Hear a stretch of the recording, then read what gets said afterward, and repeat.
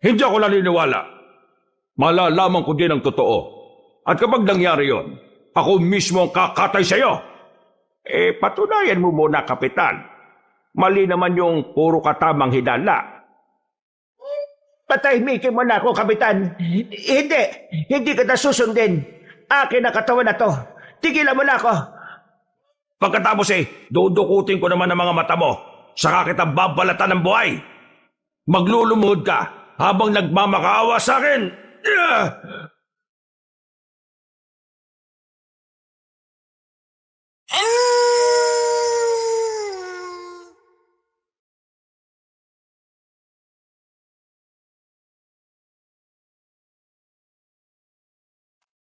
Ang pagkakaroon ng mataas na kaalaman sa pandama ay hindi palaging biyaya sa mga tulad ko. Totoong nakakaubos at minsan, hihilingin mo na lang na sana ay mawala ka na lang din ng pakialam na gaya ng iba. 35 years old na ako sa kasalukuyan at mag-isang itinataguyod ang munti kong mental health clinic. Isa nga pala akong psychologist. Pero dahil galing ako sa lahi ng mga albularyo, naisalin din sa akin ang kaalaman ni Itay sa makalumang panggagamot.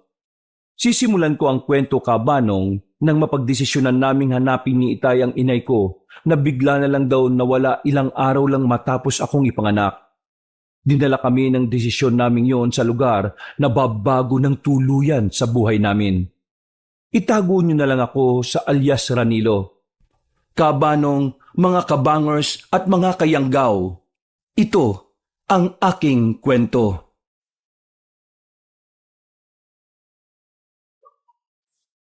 Bago nga pala magsimula ang ating kwento, sana'y mapindot nyo muna ang subscribe button at ang notification bell para lagi kayong nanonotify pag may bago tayong mga kwento. At huwag nyo rin kalilimutan mag-like at comment. Napakalaking tulong po ito sa ating channel para mas makapagatid pa kami sa inyo ng mga magaganda at mga nakakapangilabot na mga kwento. At ngayon, sa ating pagpapatuloy.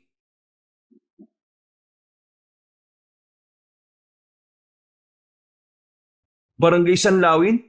Sigurado ka ba dyan, Teroy? Hindi ako pwede magkamali. Hindi man 100% pero yung amoy na yun, doon talaga nang gagaling. Naniniwala ako sa kakayahan mo, Teroy. Ang ibig sabihin buhay siya. Buhay siya, Karamil. May kakaiba lang sa kanya na hindi ko masiguro kung ano. Pero oo, buhay siya. Maraming salamat naman kung ganon. Tama ko. Ramdam ko siya. Marahil tamang oras na din para hanapin ko siya. Ngayong tapos ka na sa pag-aaral mo, Ranilo, makakampante na akong maghanap sa iyong ina. Kahit saan at kahit kailan. Kaya mo naman na siguro ang sarili mo. Kaya ko na ho ang sarili ko. Pero sino bang nagsabi sa inyo na magpapaiwan ako, Itay? Sasama ako sa paghahanap nyo kay inay. Ano? Pero paano ang trabaho mo? Akala ko ba'y madali na lang ho yun. Magpapalipat ako ng probinsya. Ako na ang bahala doon. Hindi ako papayag na mag-isa nyo lang hahanapin si inay. Kaya ko naman, iho. Saka, hindi ako mag-isa. Kasama ko naman si Teroy. Gusto ko rin makilala si inay. Hayaan nyo na ako sumama. Ay, nako. Pahala ka na nga. Hindi naman kita mapipigilan at hindi ko naman hawak ang mga paa mo. Oo nga pala. Kailangan nyo malaman na hindi basta-basta ang barangay na yon. Talatang usap-usapan sa mga karatig bayan na delikado daw pumasok doon, lalo na mga dayong tulad ninyo. Inaasahan ko na yan, Teroy. Anong ibig mong sabihin na alam mo na, Itay? Dahil kung hindi delikado sa lugar kung nasaan si Soledad, marahil matagal na yung umuwi sa atin. Pinaghalong pag-aalala at pag-asa ang nabasa ko sa mukha ni Itay na mga sandaling yon, Kabanong. Ako man sabik kay inay.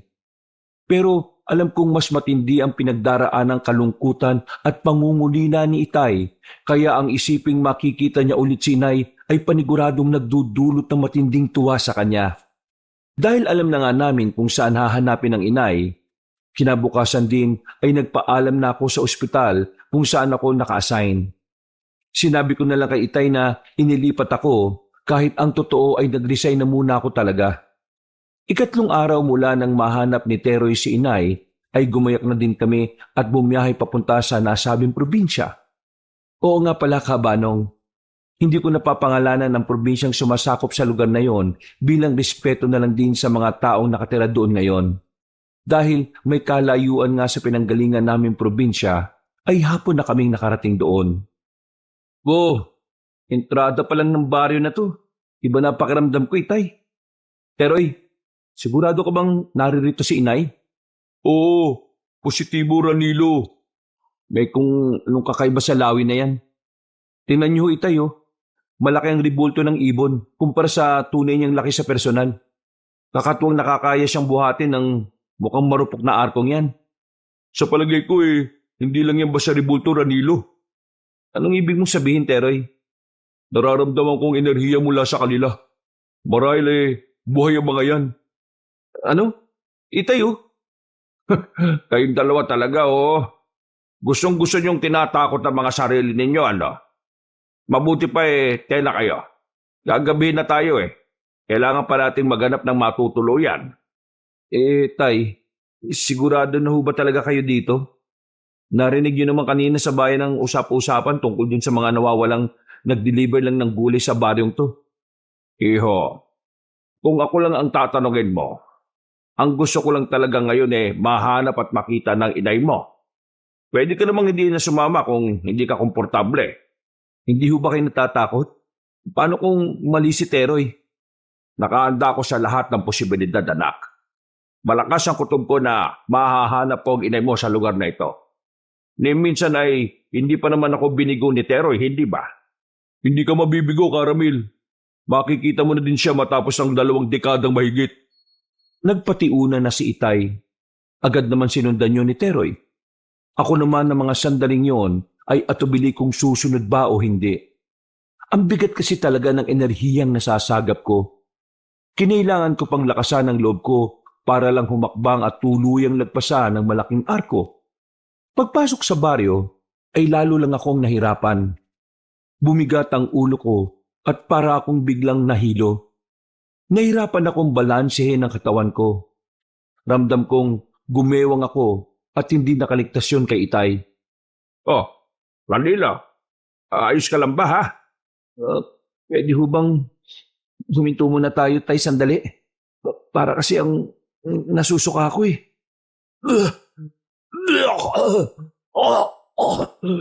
Ganyang kalakas ang koneksyon mo sa kalikasan at mga enerhiya. Nakakamangha naman. Hindi ka lang magiging mahusay na albularyo. Malakas din ang intuition mo. Magiging advantage mo yan sa kahit na kanino balang araw, anak. Anong nakakamangha sa ganito, Itay? Halos hindi na ako makagulapay. Ang bigat ng pakiramdam ko mula pa kanina. Ano ba kasing klaseng lugar to? Wala kang dapat ipag-alala, Ramil. Kasama niyo naman ako Masasanay ka din sa pakiramdam na yan. At kalaunan ay magagawa mo ng kontrolin. Ha? Ganun ba? Hindi ba pwedeng ngayon na? Didaig ko pa yung may malalang hangover Kakaiba sa pakiramdam. Hayaan mong akayin ka namin ni Teroy, iho. Gustuin ko mang hayaan ka lang magpahinga, pero kailangan na nating lumarga. Sa tansya ko ilang minuto na lang at lulubog na ang araw. Wala pa tayong matutuluyan. Ako nang bahala kay Ranilo. Mauna na kayo't maghanap ng matutuluyan nyo. Susunod na lang kami. Ay mabuti pa nga kung ganon. O sige, mauna na ako sa inyo. Tay, mag-iingat po kayo Huwag mo kong alalahanin. Kaya kong sarili ko. Hinayaan lang ako ni Teroy hanggang sa kaya ko na. Nahihirapan man ay pinilit ko ng maglakad. Malapit na kasi talagang dumilim. Tiwala naman ako kay Teroy, Kabanong. Kahit buhay niya ay iaalay niya maprotektahan lang ako, pero ayoko nang umabot pa sa ganon. Gamit ang lakas ng pangamoy niya, nagawa naming sundan ng tinatahak ni Itay. Baka nagtataka kayo kung ano o sino si Teroy, kung bakit may weirdo siyang kakayahan. Yun ay dahil hindi naman talaga siya tao. Bata pa ako ay kasakasama na namin siya. Ang totoo ay ganun din naman si Itay. Nagkamalay ng nariyan na si Teroy at nakagabay sa kanya. Base sa nalalaman ko, Wala pa si Teroy sa mga ninuno naming babaylan. Siya na ang nagsisilbing gabay ng bawat nagiging albularyo sa lahi namin. Para naman protektahan ang pagkatao niya, kada henerasyon ay nagpapalit siya ng itsura. Pero ang totoo niyang anyo ay isa talaga siyang itim na ibon. Anong sabi mo, Teroy? Puro aswang ang nakatira dito? Bakit ngayon mo lang sinabi? Ang totoo ayaw nang ipalam sa iyo ni Caramel ang katotohanan yan. Ayaw niyang mag-alala ka noon kung saan kami pupunta. Pero dahil kasama ka naman, sa tingin ko dapat mo na ding malaman para handa ka. Kaya ba ganito ang nararamdaman ko? At kaya ba nagmamadaling makahanap si Itay ng matutuluyan natin? Oo, ganun na nga. Pero kung lungga nga to ng mga aswang, paano makakahanap si Itay ng ligtas na matutuluyan natin? Saka, paano kung mapahamak siya, Teroy? Nag-isa lang siya, hindi mo na siya dapat alalahanin. Mahusay na tagatugis ng aswang si Caramel. Saka, hindi naman lahat ng naririto ay aswang. Mas marami lang ang aswang pero may mga tao pa din naman. Ano? Lalo akong naguguluhan na. Paano magsasama ang mga tao at aswang sa isang baryo? Teka, ang ibig mo bang sabihin, mabubuting aswang ang naririto? At ang inay, aswang din kaya siya? Malalaman mo ang kasagutan sa lahat ng tanong mo kapag tumagal na tayo dito. Hindi ko pa rin alam ang sagot sa mga yan Kahit ako, namamangat, naguguluhan. Teka, nandito si Caramel. Talaga? San banda? Diyan sa kanan o kaliwa? Dito sa kanan. Halika. Sige. Oo nga. Ayun ang sapatos niya sa labas ng bahay. Si Teroy na ang kumatok sa pintuang gawa sa kawayan, Kabanong. Agad namang yung bumukas at doon nga ay isang dalaga ang sumalubong sa amin. Hindi ko masasabi kung anong reaksyon ang nasa mukha niya nang makita kami. Pinaglipat-lipat niya lang ang tingin sa amin pero hindi nagsasalita o nagtatanong man lang. Masasabi kong kasing lamig ng yelo ang enerhiya niya. Nang banggitin ni Teroy na kasama kami ni Itay, sakalang walang pagdadalawang isip na binuksan ito ng malaki ang pintuan. Kasamahan daw sila ng matatandang lalaki, ina. Ganun ba? Ay sige, papasukin mo sila. Tuloy daw kayo. Naroon na matandang lalaki, Ramil ang pangalan ng tatay ko. Maraming salamat sa pagpapatuloy. Ranilo, yung matandang babae, siya yun. Ha? Siya si Soledad. Ano? Siya ang... Kilala mo si ina? Oo, Binibini. Siya ay walang iba, kundi ang ina. Dito na muna tayo pansamantalang manunuluyan, Ranilo. Teroy, magbabayad ako ng upa sa isang bakanting kwarto nila. Nakita ko na kanina, kasya naman tayo doon. Ano na nga ulit yung sinasabi mo, mataba at maitim na binata? Ha? Mataba at maitim na binata? Iha. Pasensya ka na ha. Nahilo lang sa biyahe ang mga yan kaya mukhang wala sa wisyo. Wala naman silang ibang gustong sabihin. Lalong hindi namin kilala si Soledad. Tay? Atena, makapagpahinga na tayo. Soledad, maraming salamat ulit sa pagpapatuloy mo sa amin ha. Malaking tulong ito sa pagsisimula namin ng bagong buhay dito. Hayaan mo, sa oras na makabili ako ng lote na tatayuan ng bahay, makakalipat naman kami kagad. Ano ka ba naman? Hindi naman kayo titira ng libre dito. Wala kang dapat ipagpasalamat. Ang totoo niyan ako ang dapat magpasalamat sa inyo. Makakatulong sa amin mag-inang ibabayad ninyo. Ay, ganun ba? Oo nga pala. Ito ang paunang bayad. Ang bilis mo naman. Hindi ka pa nga sigurado kung magugustuhan yung tumira sa baryong ito Sigurado kung tatagal ako dito, Soledad. Siya, ikaw ang bahala. Paano? Magluluto na muna kami. Sumabay na kayo sa hapunan namin mamaya, ha? Oo, sige. Maraming salamat. Litong-lito ko sa mga nangyayari ng sandaling yung, Kabanong. Kung siya nga ang nanay ko, hindi ganong klase ng senaryo ang inaasahan ko sa unang beses na makakaharap ko siya. Mas emosyonal at makabagbag damdamin ang makikita ko. Aaminin kong kahit pinalaki ako ni Itay ng busog sa pagmamahal, may parte pa rin ng puso ko ang hindi nagawang punan yon. At yon ay ang kasabikan sa yakap ng isang ina. Kung ano nga ba ang pakiramdam na mayakap niya? Nang tingnan ko si Itay, ay nabasa ko ang lungkot sa mga mata niya. Magkakahalong emosyong nakikita ko doon pero may isang mas nangingibabaw. Ang tingin ng pagbabanta. Hindi nagbabanta sa masamang paraan, kundi para bigyan kami ng senyales at pigilan kami ni Teroy na magtanong o magsalita pa. Dahil doon ay isa lang ang nasiguro ko. May pinagtatakpan siya. O mas maiging sabihin na may pinoprotektahan. Lahat ng yon ay nasagot naman nang nakapasok na kami sa magiging kwarto namin. Kaya pala ka ako, parang may kakaiba sa kanya. Ano kayang dahilan at nakalimutan niya na kayo? Ha, Karamil? Hindi ko pa rin alam, Teroy. Kung hindi ako nagkakamali sa tansya ko halos kaedad ko lang yung babaeng yun, Tay. Anong ibig sabihin nun? Ranilo, isa lang ang nasisiguro ko. Hindi ako magagawang pagtaksila ng iyong ina. Yung pagkawala niya ng alaala, yun pa lang kaduda-duda na. Itay, paano naman kayo nakasisiguro na nalimutan niya na kayo? Paano kung nagpapanggap lang siya para pagtakpan ng naging kasalanan niya? Ranilo, kung may nakakilala man sa inay mo, ako yon. At sinasabi ko sa iyo ngayon na hindi siya ganong klase ng babae. Isa pa, siya pa din ang nanay mo kaya respetuhin mo siya. Lalo na't hindi pa natin alam ang buong kwento. Pasensya na ho kayo, Itay. Nadadala lang ho ako siguro ng emosyon ko. Nababahala ako matapos kong malaman kung gaano kadelikado ang sinuong natin para lang mahanap siya. Pagkatapos, ganito pa ang dadatnan natin.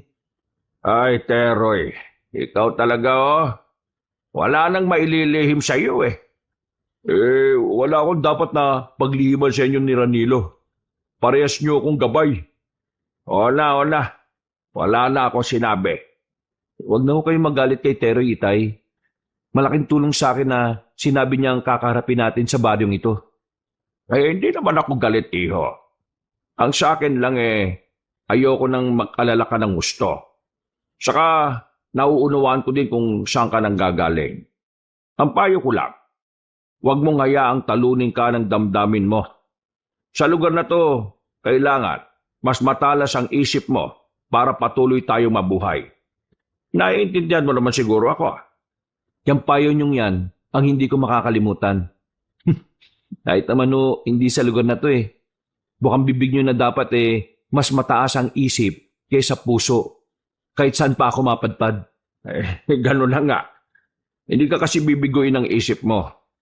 Pero ito, kapag nadaig ka ng damdamin mo, pwede ka niyang ipahamak balang araw. Apo, tatandaan po lagi yan, Itay. O paano? Maiwan ko muna kayo mag-ama ha. Magbabantay ako sa paligid. Nabubuksan ba yung maliit na bintana? Malamang, kaya nga bintana Saka, gawa lang naman yan sa kawayan. Madali lang yan distrongkahin. Distrongkahin? Hindi ba ginagamit ng mga magnanakaw yan para sirain ng mga nakasarang pintuan o bintana? Dami mong alam, Teroy. Lumabas ka na nga. Higit sa 500 taon na ako nabubuhay. Higit pa sa nalalaman mo ang alam ko. Oo na. Diditahan niya na naman po siya. Ay, nako. Alis na ako. Dito lang kayo ha. Delikado na sa labas. Huwag kayo mag-alala. Protektado kayo ng enerhiya ko. Malalaman lang ng mga aswang na yon na tao kayo kapag nakita kayo ng personal. Pero hindi nila kayo magagawang maamoy. Sige, maraming salamat, Teroy. Mag-iingat ka din sa labas, ha? Hindi nila ako magagawang saktan. Saka, masyado akong maliit para kainin nila. Ikaw, maliit? Kapag nasa tunay akong anyo, oo. Oo nga naman. Pero mag-iingat ka kapag nasaan yung tao, ha? Sa laki mong yan kahit 10 aswang, mabubusog Kanila, tigilan mo na nga yung pangasar mo kay Teroy. Hindi mo yan magagawang pikunin. Hindi yan tinatabla ng kahit na anong damdamin. Kaya nga challenge sa akin magkaroon siya ng emosyon Itay Sa dami ng ginabayan niya sa lahi natin, masasabi kong maigi na din na wala siyang emosyon na tulad ng sa ating mga tao. Hindi siguro blessing na matatawag para sa iba, pero para kay Teroy na ilang beses nang nasaksyan kung paano pumanaw ang bawat ginagabayan niya, isa yung malaking biyaya para patuloy niyang magawa ang misyon niya. Sa bagay nga ho, Itay. Ay, bigla akong nalungkot para kay Teroy. Oh, kita mo yan. Iniisip mo palang naapektuhan ka na, hindi ba? Hindi ko mapigilan eh. Lumabas na kayo. Nakahain na ang hapag. Ay, Miss, hindi ka ba marunong kumatok? Bakit ako kakatok? Bahay namin to. Ba't? Radilo. Sige. Lalabas na din kami, Iha. Maraming salamat. Mayumi ang pangalan ko, hindi Iha. Nagbibiro ka ba, Miss? Teka, yung mukha mo, hindi ka ba pakisabi kay Soledad? Susunod na kami, Mayumi. Okay. Oo nga pala. Nasaan yung lalaki na matabang maitim? Lumabas. Saan siya dumaan? Dito sa bintana. Ang ibig kong sabihin, sa pintuan nyo, baka hindi mo lang napansin. Imposible yon. Delikado na sa labas. Baka hindi na siya makauwi ng buhay. Mayumi anak. Ikaw talaga kung ano-ano pinagsasasabi mo. Ang sabi ko, tawagin mo lang sila para kumain. Nawawala kasi yung isa nilang kasama, inay eh. Ay, ganun ba? Hayaan mo hanapin natin siya maya-maya. Ako na pong hahanap sa kanya, inay. Ay, hindi na. Huwag na kayo mag-alala. Kaya niya naman ang sarili niya. Hindi siya sasantuin ng mga aswang dito. Sa laki niyang yon, baka mapagkamalan siyang baboy na mo. Mayumi naman. Ano ba yung bibig mo? Lalabas na ako. Hahanapin ko siya. Ay, wag na. Hindi na kailangan, miss. Ay, wag na, Iha. Maniwala ka. Uuwi yon ng buhay. Narinig mo naman sila, Mayumi. Pwede ka na kumalma, ha? Pero dito sila nakatira, Nay. Dapat ligtas ang bawat isa sa kanila. Sinabi na nga ni Caramel, tiwala siyang makakauwi ng ligtas yung kasamahan nila. Halika na. Tulungan mo na lang akong isalin yung ulam natin para makakain na tayo. Ako lang tutulong sa iyo, Soledad. Ha? Nako, hindi na. Nasaan ba yung kusina ninyo? Tingnan mo nga naman ang lalaking iyon. Para itong si Mayumi ko lang matigas ang ulo. Ranilo. Tama ba, Ranilo ang pangalan mo, iho? Ho? Opo, tama ho. Napakagandang pangalan. Kung may anak lang akong lalaki, marahil ganyan din ang ipapangalan ko sa kanya. O siya, sumunod ka na din sa hapag, ha? Oho, sige ho. Emosyonal akong tao, Kabanong. Kahit lalaki ay mababaw ang emosyon ko at hindi ko naman ikinahihiya yon. Pero sa napakaraming pagkakataon, mas madalas na natatalo ko ng emosyon ko at ang masakit, yun ang nagiging kahinaan ko. Gaya na lang ng sandaling yon. Pansamantala akong tumalikod para pigilan ang luhang namumuo sa mga mata ko. Sa iba siguro, parang wala lang na marinig ang mga huling katagang sinabi ni inay. Pero para sa akin na matagal nang nangungulila at ang mabigyan ng pagkakataon na makaharap siya, ay hindi naman ako makilala. Aaminin kong naapektuhan talaga ako. Napakarami kong gustong sabihin sa kanya na hindi ko magawa dahil hindi niya naman ako kilala bilang anak niya. Hindi ka ba susunod? Nandiyan ka pa? Baka kasi mawala ka din bigla gaya ng kasamahan nyo Saan naman ako pupunta? Hindi ko alam. Magpaalam ka para malaman ko.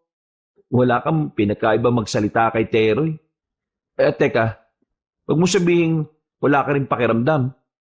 Pakiramdam? Oo, teka. Bakit mo inuntog yung ulo mo dyan sa poste? Nasaktan ako. Masakit. May pakiramdam ako. Ay, Diyos ko. Makakain na nga lang. Sumunod ka sa akin. Nagluto ng espesyal si nanay. Agad na nga akong sumunod sa kanya noon habang naiiling. Weirdo siyang babae pero hindi na bago sa akin ang ganon. Nang dahil halos ganon din ang kilos at pananalita ni Teroy. May nararamdaman akong kakaiba sa babae. Na noon nga ay hindi malabong nakababata kong kapatid. hindi ko lang ma-pinpoint kung ano yon. Siguro, kapag matagal ko pa siyang makakausap o makakasama, masasabi ko na. Sapag ay inabutan ko pang nagtatawanan sina Itay at Inay. Parang may kung anong kumurot sa puso ko. Kung hindi ko lang nalaman ang kalagayan ng sarili kong ina, iisipin ko na masaya silang nagmamahalang dalawa. Kita sa mga mata nila ang kakaibang kislap at genuine ang tawanan na para bang matagal na silang magkasama. Ina, bakit ganyan ka tumawa? Mayumi, anak. Ang ibig sabihin ng ganitong tawa labis na kasiyahan. Labis na kasiyahan? Masayang-masaya ho kayo? Bakit? Eto kasing si Caramel Alam na alam kung paano ako patatawanin. Nananakit na ngayon pangako kakatawa sa biro niya Sumakit ang panga niyo pero masaya pa din kayo? Ganun talaga kapag hindi mo napipigilan ang pagtawa mo. Masakit sa panga. Halika dito. Eto, iabot mo kay Ranilo para makakuha siya ng kanin. Oh, kumuha ka dyan ng kanin mo, sabi ni Inay. Sige, salamat. Anak, hindi pa paborito natin parehas ang adobong toyo at maanghang. Tignan mo, itsura pa lang nakakatakam na ang luto ni Soledad. Siguradong tataob ang kaldero nila ngayong gabi. Matatapon ang laman ng kaldero kapag ginawa niyo yun, Caramel. Ang ibig sabihin ni Caramel, masisimot ang sinaing natin dahil sa ulam. Bakit hindi na lang niya sabihin na mauubos? Bakit kailangang itaob? Ay, nako. Kumain na nga lang tayo, ha? Ubusin natin lahat ng nasa hapag na ito. Huwag niyo nang alalahanin yung para sa isang kasamahan ninyo. Tinabayan ko na siya para sa kanya. Pansin kong hindi mapigilan ni Itay ang pagiging maasikaso kay Inay. Wala naman din akong nakikitang pagtutol kay Inay. Sa halip ay parang nahihiya pa nga ito na natutuwa din. Napagtanto ko na baka sa likod ng kawalan niya ng alaala, nananatiling alam ng puso niya kung sino talaga ang kaharap. Dahil doon ay lihim na naman akong nalungkot. Nakagat ko ang pang-ibabang labi at pinilit na mag-focus sa masarap na pagkain sa harapan ko. Ipinaubaya ko kay Itay ang lahat. Tiwala na ako na alam niya kung ano ang ginagawa niya. Habang kumakain, ay hindi ko naman napigilang pagmasdan si Mayumi. Focus lang siya sa kinakain niya, ni hindi nag-aangat ng tingin at parang walang pakialam sa paligid niya. Hindi ko na malayang nangingiti na pala ako. Saka lang ako natauhan ng sa wakas ay nag-angat siya ng tingin para kumuha pa ng ulam. Tinitigan niya ako nang mapansin niyang nakatingin ako sa kanya. May sasabihin ka ba, Ranilo? Ha? Wala. May problema ba, iho? Wala ho, Itay. Kasi... Hayaan mo na siya, Caramel. Normal na magandaan siya kay Mayumi. Alam mo ba, maraming manliligaw ang anak kong yan. Nga lang walang tumatagal dahil sa kasungitan niya. Ay nako, nagkakamali ho kayo. Hindi ho pwede. Hindi pwede. Bakit naman? Pinagbabawalan ka pa din ba nitong tatay mo na magnobya o manligaw man lang? Nako, Hindi gaya ni Mayumi. Pihikan lang din kasi talaga itong si Ranilo ko, Soleng. Soleng? Teka, parang pamilyar sa akin ang palayaw na yan. Sino nga bang tumatawag sa akin ng ganyan? Hindi ko maalala Aray ko, ang sakit ng ulo ko. Ina, ano ba ginagawa niyo? Sinabi ko na sa inyo na hindi makakatulong na pinipilit niyong mag-isip Teka, kukuha ko ng gamot ninyo. Ano bang nangyayari sa'yo? Ayos ka lang ba, ha? Ayos lang ako. Wala ito. Sige na, ipagpatuloy niyo yung pagkain. Mamaya-maya lang mawawala na din ito. Sigurado ka ba? Oo, ayos lang ako. Huwag ka na mag-alala. Doon ko mas napatunayang nawalan nga talaga marahil ng alaala si Inay. Ganon kasi ang natural na reaksyon ng katawan kapag pinipilit makaalala ng isang taong dumadaan sa kaparehong kalagayan. Hindi nagtagal si Mayumi bumalik na din bit-bit ang parang shot glass. May laman yung likido na ininom ni inay. Bagamat alam kong nag-aalala, wala pa din ako makitang emosyon sa mukha ni Mayumi. Pino ang mga kilos niya at walang pagmamadali, na parang kalkulado niya ang mga dapat niyang gawin. Sandaling nangunot ang noo ko. Pinagmasdan ko siya. Bumalik siya sa harap ng hapagkainan at kumain na parang walang nangyari. Anong ibig mong sabihin? May sakit din si Mayumi? Tay, inaan niyo lang yung boses niyo. Baka marinig nila tayo. Hindi ba doktor ka naman talaga? Wala namang masama kung nakikita mo nga talagang may problema sa kanya. Baka matulungan mo pa siya. Masyadong mabigat ang nakikita kong posibleng kondisyon niya, Itay. Ano ba kasi yon, ha? Ganun ba talaga kabigat para hindi ipaalam sa kanila? Oo Kailangan ko pa siyang masuri ng gusto bago ko masabi kung tama ang hinala ko. Ay, ganun ba? Matatagalan naman tayo dito Kung gusto mo, habang nag-a-adjust tayo sa lugar na to, gamitin mo din yung pagkakataong yun para kilalaan pa si Mayumi. Tay, kung hindi niyo ho mamasamain, hanggang kailan ho ba niyo planong manatili dito? Ay, ako, hindi ko pa alam, anak. Hanggang sa maibalik ko siguro yung alaala ng inay mo at maisama siya pauwi natin. Paano ho kung hindi na bumalik pa ang alaala niya, Itay? Siguro mag-a-adjust na lang ako. Magpapakilala ulit ako sa kanya. Bubuo kami ng mga bagong alaala.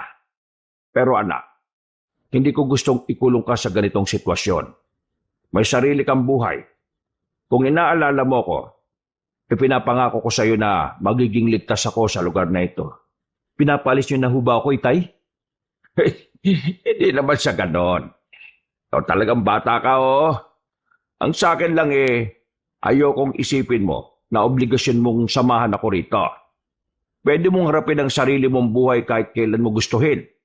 Alam ko naman po yun. Desisyon kong samahan kayo at hindi po ako aalis. Huwag kayong mag-alala, Itay. Kapag hindi ko na kaya, magpapaalam naman ako. Kinabig ako ni Itay Kabanong. Inakbayan at may kalakasang tinapik ang balikat ko. Hindi niya man sabihin, nababasa ko sa mga mata niya ang pasasalamat. Sa likod ng isip ko, wala akong ibang gagawin kung hindi ang samahan siya at suportahan. Pakiramdam ko yun naman ang tamang panahon para makabawi ako sa lahat ng sakripisyo niya noon para sa akin. Kinagabihan hindi ako kagad nakatulog. Marahil ay namamahay. Maalinsangan din dahil pinagpapawisan ako. Nakasara kasi ang mga bintana kaya halos walang pumapasok na hangin. Nang tingnan ko si Itay ay tulog na tulog siya. Nakanganga pa nga at parang hindi apektado sa temperatura doon. Luminga ako sa paligid. Wala pa din si Teroy. Sinubukan kong pumito. Isa yun sa paraan ng tawagan namin ni Teroy. Narinig ko naman ang sagot niya sa hindi kalayuan. Mukhang nasa malapit lang siya kaya nakampante na din ako. Ay, hindi pa talaga pwedeng buksan ng bintana na to. Kahit konti lang. Para may makapasok na hangin. Pero paano kung may mga aswang nga na bigla na lang sumilip o pumasok dito? Hindi pa naman ako nakakakita ng mga tulad nila pero hindi ko pwedeng baliwalain ang nararamdaman ko. Simula nang pumasok kami sa baryo na to. Malakas at mabigat talaga ang enerhiya dito. Sige na nga. Huwag na lang buksan. Wala namang mawawala kung susunod ako. Saka mukhang hindi naman apektado si Itay. Sa sala na lang siguro muna ako. Nagpasya na lang akong lumabas ng kwarto. Kailangan ko ding uminom ng tubig. Pakiramdam ko kasi ay nasasakal na ako sa init ng gabing yon. May pitsil at baso naman sa lamesa. Magsasali na sana ako nang may marinig akong mahinang ingay na nanggagaling sa kusina. Matapos lagukin ang laman ng baso, ay maraan akong naglakad papunta sa pinanggalingan ng ingay. Bulto ng babae ang natatnang ko doon. Tila may ginagawa ito sa lababo. Nang matitigan ko, ay napagtanto kong si Mayumi yun. Lalapitan ko sana siya para tanungin nang bigla lang siyang humarap sa akin. Napatras ako kabanong at muntik pang matumba nang makita ang kabuuan niya. Noon ko lang siya nakitang nakangiti ng ganoon kalapad. Ang siste, hindi yun normal ng ngiti, Kabanong. Nakakakilabot yun at hindi ako maaaring magkamali. Ganon kung ngumiti ang mga mamamatay tao. Idagdag pa na duguan ang damit niya at mukha habang hawak ang nooy duguan ding matalas at malaking kutsilyo. Mayumi, anong ginagawa mo dito? Bakit may hawak ka na kutsilyo? Gising ka pa, Ranilo? Ha? Hindi. Ang ibig kong sabihin, oo. Nagising lang ako dahil mainit eh. Teka, saan ka pupunta? Bakit lumalapit ka sa akin? Tinatanong mo kung anong ginagawa ko, hindi ba? Ha? Pero mawa ka sa akin. Huwag mo akong patayin ha. Mayumi, pakiusap. Lumayo ka sa akin. Ano bang sinasabi mo? Huwag! Wala pa akong first kiss. Gusto ko pang mabuhay na matagal. Virgin pa ako eh. Itay! Shh! Bakit ka ba sumisigaw? Natutulog na si ina. Mahirapan yung makakuha ulit ng antok kapag nagising siya.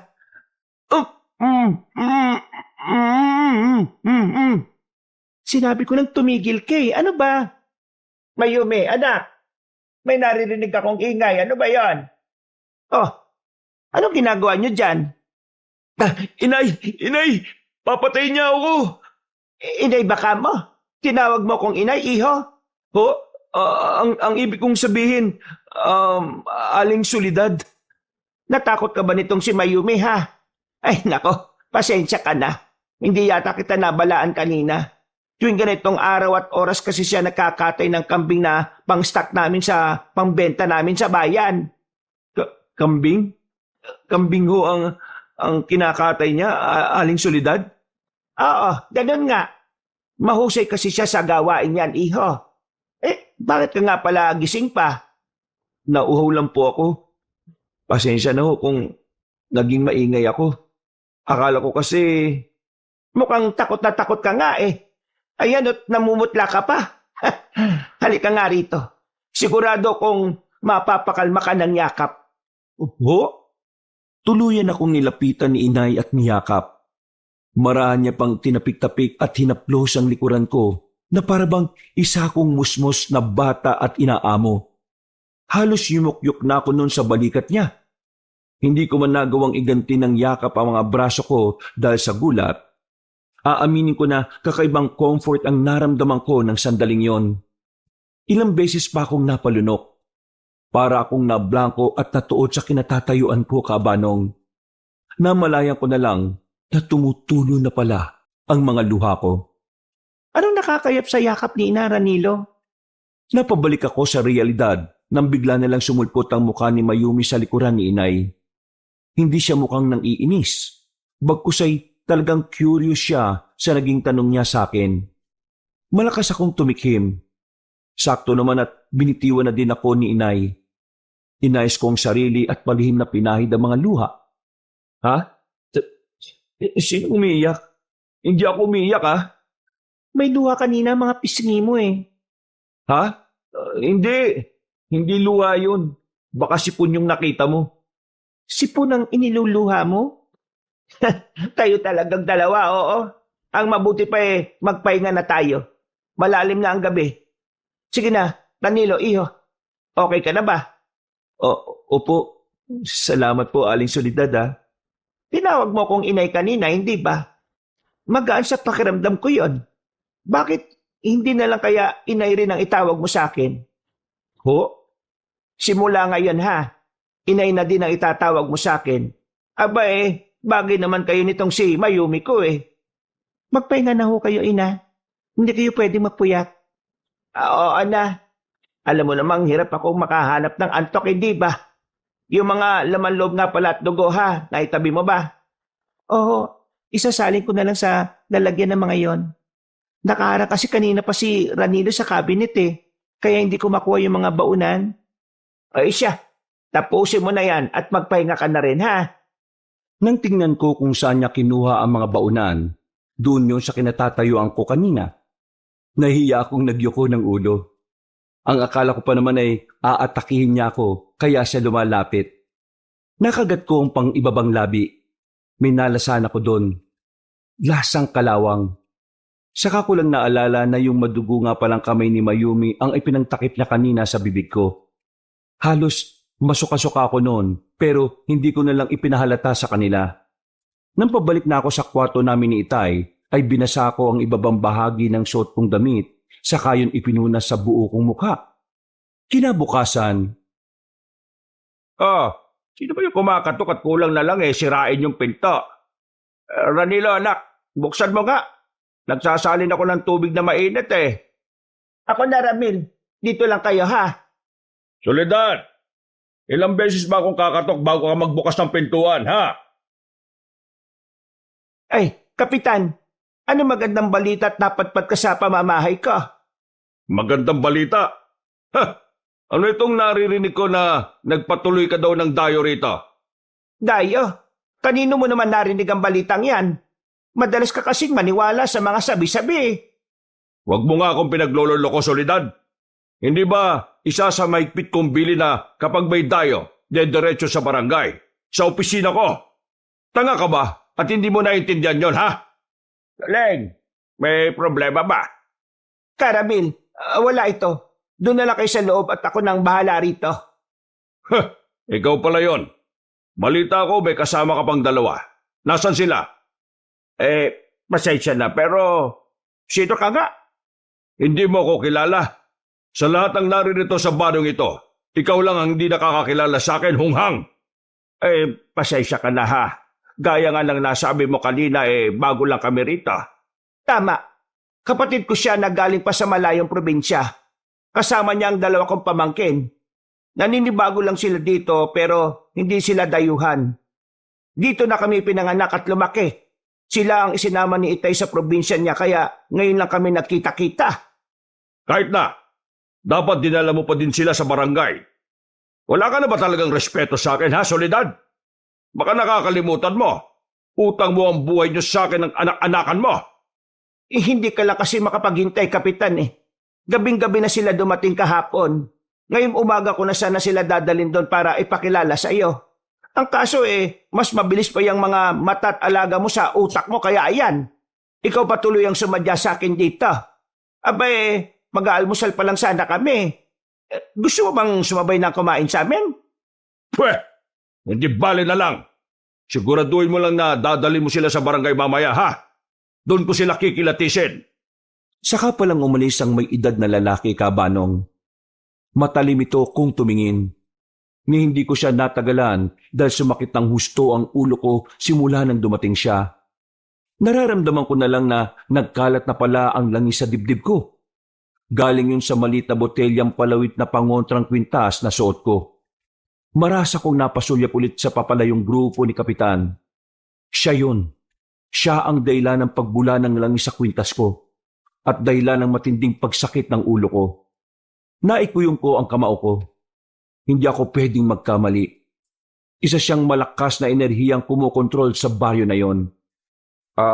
Soleng, kung hindi mo mamasamain, narinig ko kasi kanina na tinawag ni Kapitan na anak-anakan mo si Mayumi.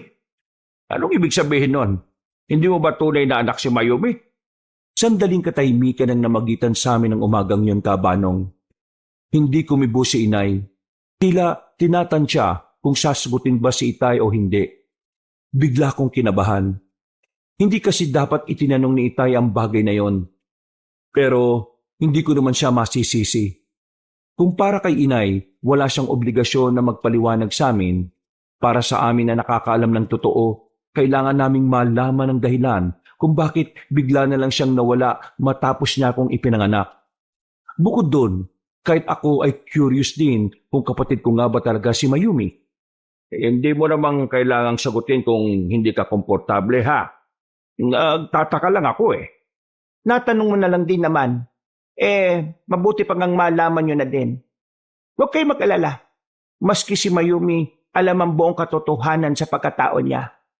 Tama ang narinig nyo kanina. Anak-anakan ko lamang si Mayumi.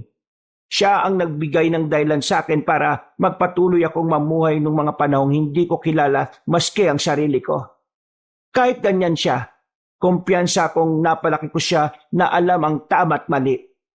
Mabuting tao si Mayumi. Nasabi ko na nga ba eh. Hindi mo magagawa. Itay, huwag ka mag-alala. Simula ngayong nandito na ako, tutulungan kita. Ha? Sabihin mo lang ang kailangan mo at gagawin ko ang lahat para matulungan ka. Ano bang sinasabi mo, Karamil? Ang mabuti pa practicein mo ang sinabi ko kanina. Magkapatid tayo na nagkahiwalay. Oo na. Alam ko na yan.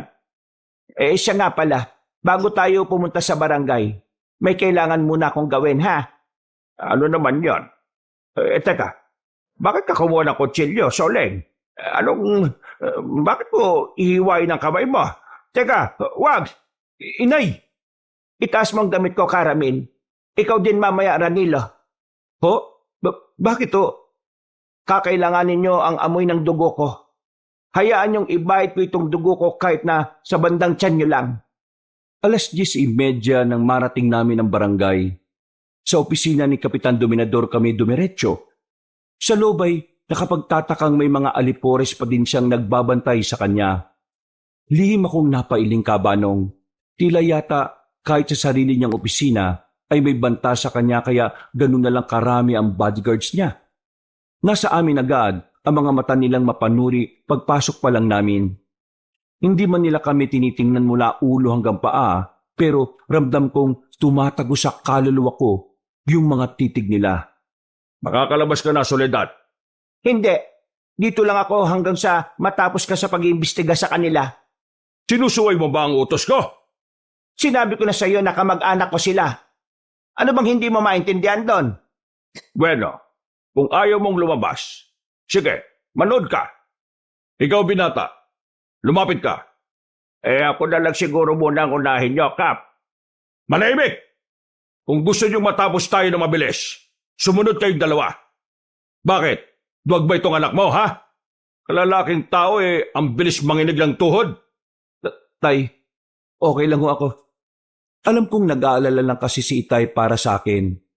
Kaya para pakalmahin, ay tinanguan ko siya at bahagyang nginitian. Buo ang loob ko nang lumapit ako sa lamesa ni Kapitan Dominador. Sinabi naman ni Inay na aamuin lang nila kami ni Itay. Ganun pa man, hindi pa rin ako ganun katiwala. Nang makalapit, ay hiningi niya ang kamay ko. Ang akala ko ay aamuin niya lang yon, pero bigla niya na lang inilabas ang isang maliit at matalas na kutsilyo. Saka walang pag-aalinlangan niyang hiniwa ang palad ko. Hindi na ako nakapag-react sa sobrang gulat. Napatiimbagang na lang ako habang pinapanood ang pagtulo na masaganang dugo mula doon. Huli ko na din naramdaman ang matinding kirot. Panabayan na napasigaw si Itay at Inay nang makita ang ginawa ni Kapitan. Tangka pa sana silang lalapit sa akin nang bigla na lang humarang ang mga alipores ni Kapitan. Nakandang sumalakay sa isang utos lang ng amo nila. Kapitan, hindi mo kailangang gawin yan. Ang sabi mo... Oh, ano bang akala mo sa akin, Soledad? Tanga! Amoy na amoy kong dugo mo pagpasok nyo pa lang. Akala ko ba matalino ka? Sa palagay mo, pareho lang ang dugo mo sa dugo ng mga taong to? Ha! Alam kong sinusubukan mo kong isahan. Pero hangal ka para isiping mauutakan mo ang tulad ko. Kapitan! Solay, hayaan mo siya sa gusto niyang gawin. Siya din naman ang mapapaya sa ginagawa niya. Ha? Anong... Magtiwala ka sa akin. Ito ang amoy ng dugo na namiss ko. Pero nakakagulat. Talagang ang taglay mo ang dugo ni Soledad. Nakakatakam. Ha? Huwag mong dilaan ang kamay ko, uy. Nagawa mo ng gusto mo, ha? Mabilis ka, bata. Gusto ko yan. Ngayon, ikaw naman lalaki. Halika. Siguro naman hindi ka duwag na tulad ng anak mo. Isa lang ang kinatatakutan ko, Kapitan. At hindi ikaw yon. Talaga. Mas malakas at mas makapangyarihan ba yan kaysa sa akin?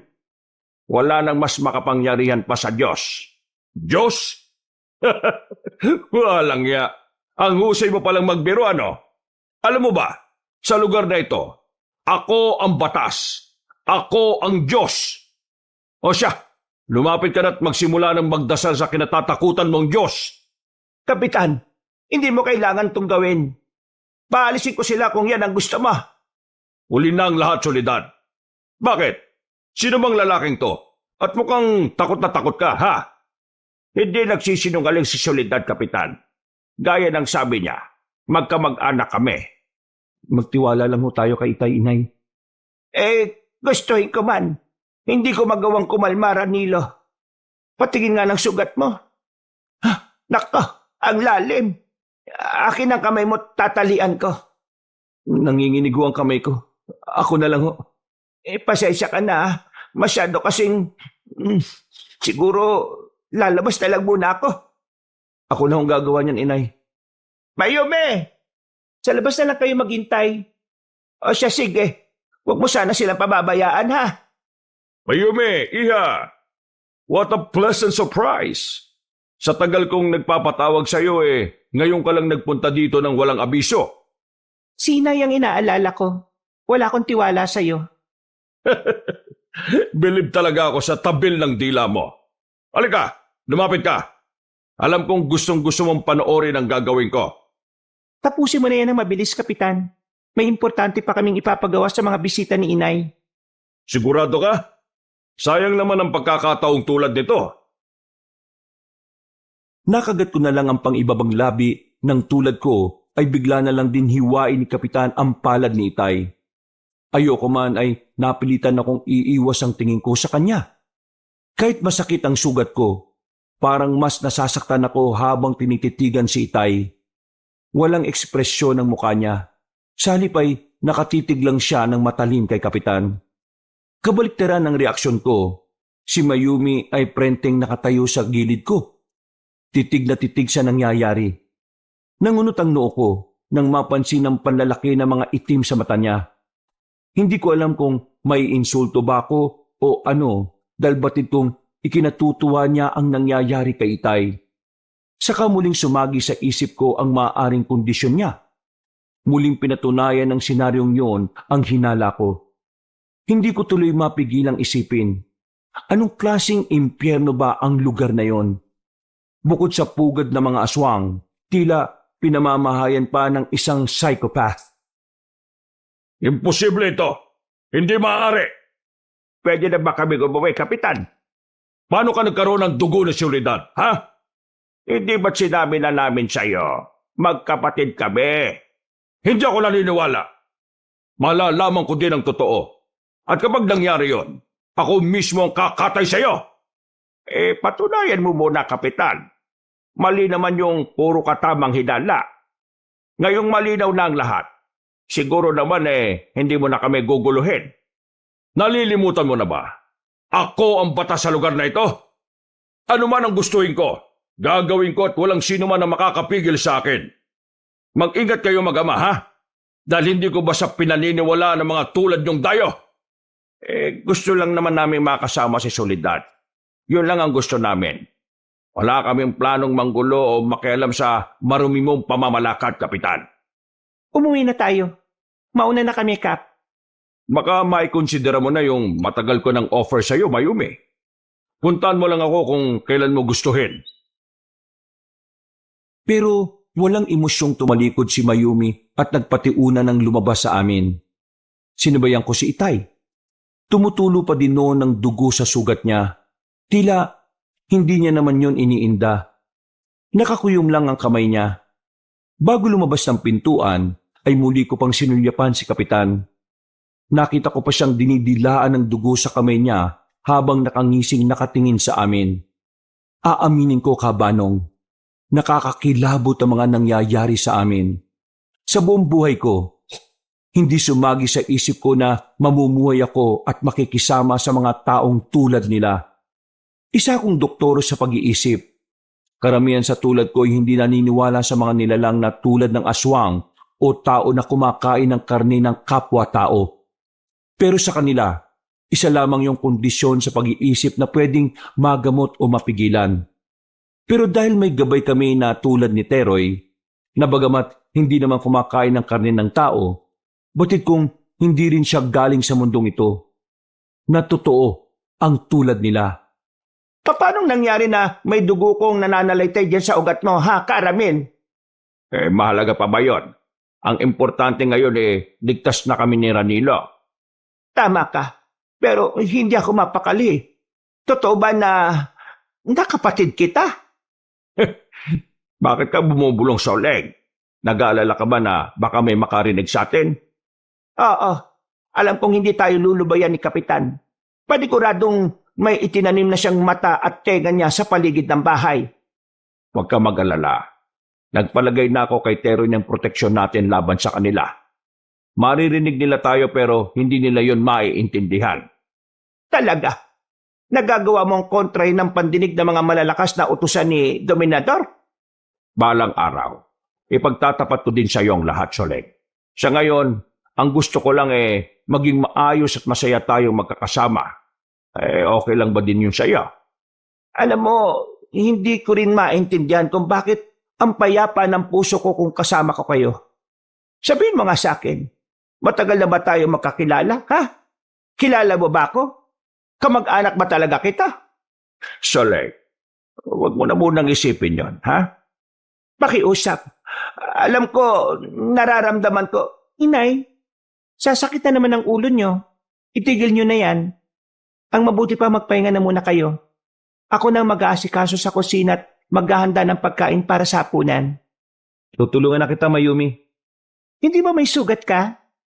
Oo, pero malayo naman ito sa bituka. Ano bang may tutulong ko sa'yo? Marami. Halika, sumunod ka. Sige. Heto, kunin mo to. Anong gagawin ko dito sa 2 timba? Mag-igip ka ng tubig sa sapa. Punuin mo itong drum para may magamit tayo sa paghuhugas at pagluluto. Ha?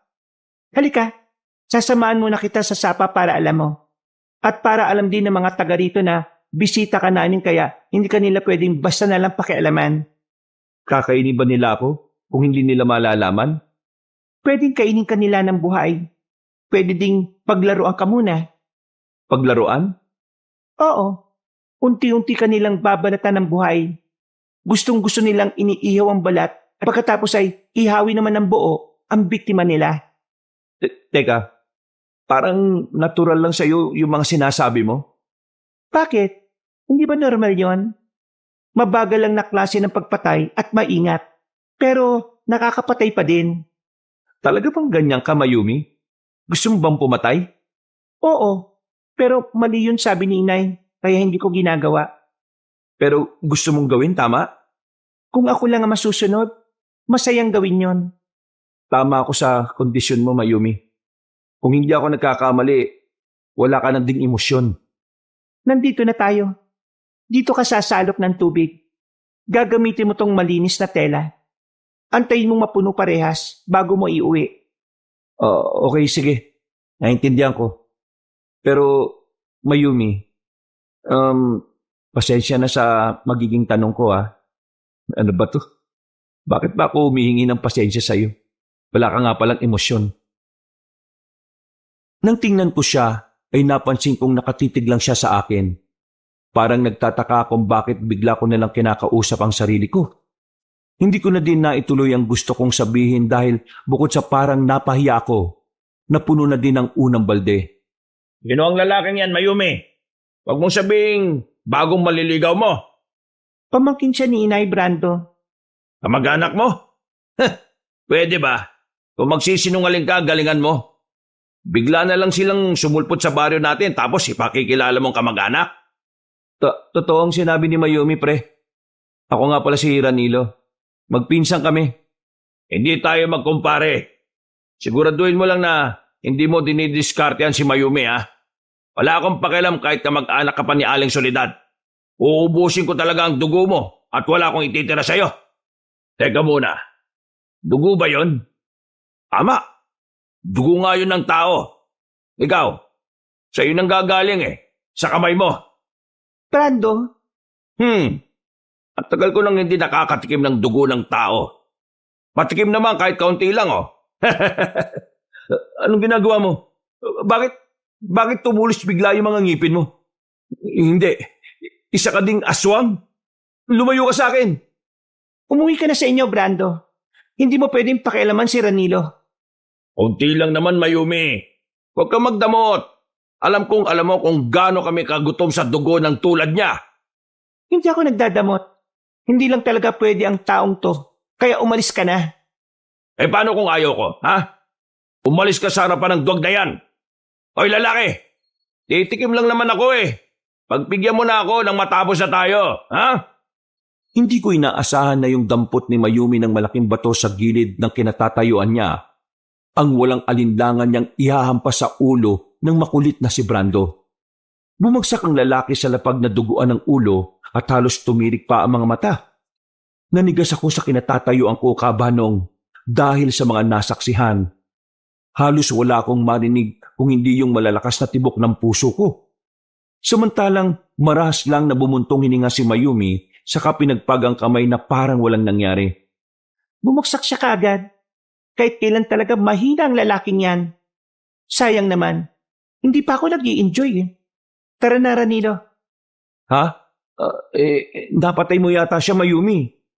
Hindi namamatay yan. Halika na, bago pa siya ulit magkamalay. Ha? O sige. Pero babalik ako dito mamaya para mag-igib, tama? Paano kung... Huwag na muna. Bukas na lang. Kayong bang buhatin yung 2 balde? Ha? Oo. Kaya ko na to.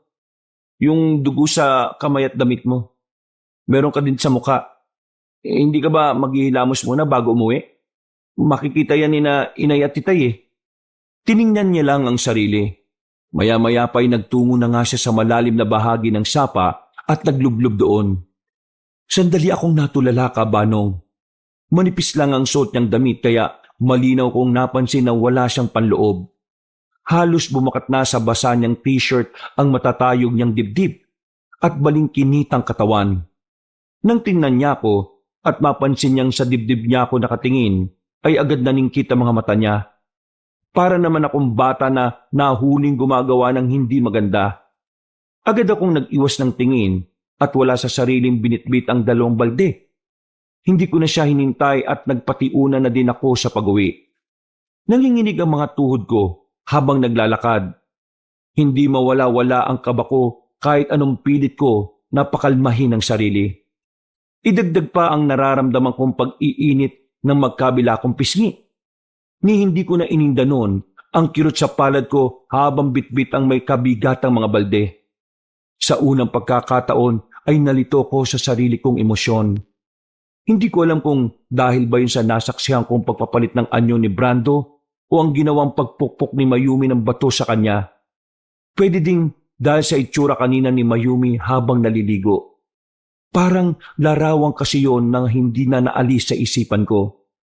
O anak, ayos ka lang ba? Napansin ko kanina ka pa walang imik ah.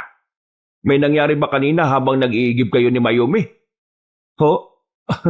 Nako, wala ho, Itay. Bakit? May sinabi ho ba sa inyo si Mayumi? Alam mo anak, hindi ka mahusay maglihim o magsinungaling. May dapat ba akong malaman? Tay, kanina kasi may pinukpok ng bato sa ulo si Mayumi. Pinagtanggol niya lang naman ho ako dun sa lalaking aswang na gustong manakit sa akin. Pero wala ho siyang pakundangan kung manakit eh. Kinatutuwa niya ho yung gawin. Nabanggitin niya ni Soledad sa akin anak. Bata pa daw si Mayumi, ganyan na talaga siya. Masaya siyang nakakapatay ng kung ano-anong hayop. Kinakatay niya at pinaglalaruan. Isa ho siyang psychopath. Delikado hong tulad niya. Delikado kung hindi nagabayan ng tama. Pinalaki siya ng maayos ni Soledad anak. Hindi tayo dapat matakot sa kanya. Lalo ka na. Hindi ba ginagamot mo ang tulad niya? Oo, Itay. Nagagawa namin silang bigyan ng gamot para limitahan sa kagustuhan nilang maging marahas. Pero magagawa ko lang ho yun sa taong willing humingi ng tulong sa akin. Pasasan ba't mahuhuli mo din ang loob ni Mayumi? Magtiwala ka lang sa kakayahan mo. May dahilan kung bakit tayo napunta sa lugar na ito. Tumango ako at alanganing ngumiti kay Itay. Alam kong delikado ang tulad ni Mayumi. Hindi siya aware sa damdamin ng kaharap niya. Niwala siyang pakialam sa kapwa at anumang oras na gustuhin niyang manakit o pumatay ay magagawa niya. Pero hindi ko maintindihan kung bakit hindi ako natatakot sa kanya. Ang totoo ay mas natatakot pa ako dahil hindi niya naman pala napatay yung halimaw na yon. Malaki ang posibilidad na balikan kami noon at gantihan. Oo nga't may gabay naman ako. Alam kong nakabantay lang sa amin si Teroy palagi pero hindi ako sigurado kung sa susunod na makaharap ko si Brando ay kayanin ko pa. Lalo na kung nag-iisa lang ako. Nakakayamang aminin pero totoong duwag pa ako ng mga panahong yun, Kabanong. Hindi ko pa kasi masyadong niyayakap ang tapang ng isang tagapagmana ni Itay ng karunungan niya bilang albularyo. Kontento at masaya na ako noon sa sarili kong kakayahan. Kumpirmado ba yung mga nakalap mong impormasyon, Teroy? Oo, Karamil. Pinatunayan yun ng mga matatanda sa baryo na to. Halos kasabayan na sila ng mga magulang ni Soledad. Gayon din ang mga nauna pang kamag-anakan nila. Bukod doon may mga proteksyon sila, kaya hindi sila nagagawang hawaan ni Kapitan ng pagkaaswang. Si Kapitan, bigla na lang bumaba sa pwesto niya noon bilang Kapitan si Soledad. Ipinalit niya si Dominador. Marami ang nagalit sa kanya dahil sa ginawa niyang yun. Pero, bakit? Ikaw nang bahalang umalam ng tungkol dyan, Karamil. Hanggang dyan lang ang nalaman ko. Ayaw na din nilang magsalita ng higit pa dun O siya, sige. Ako nakakausap sa kanila.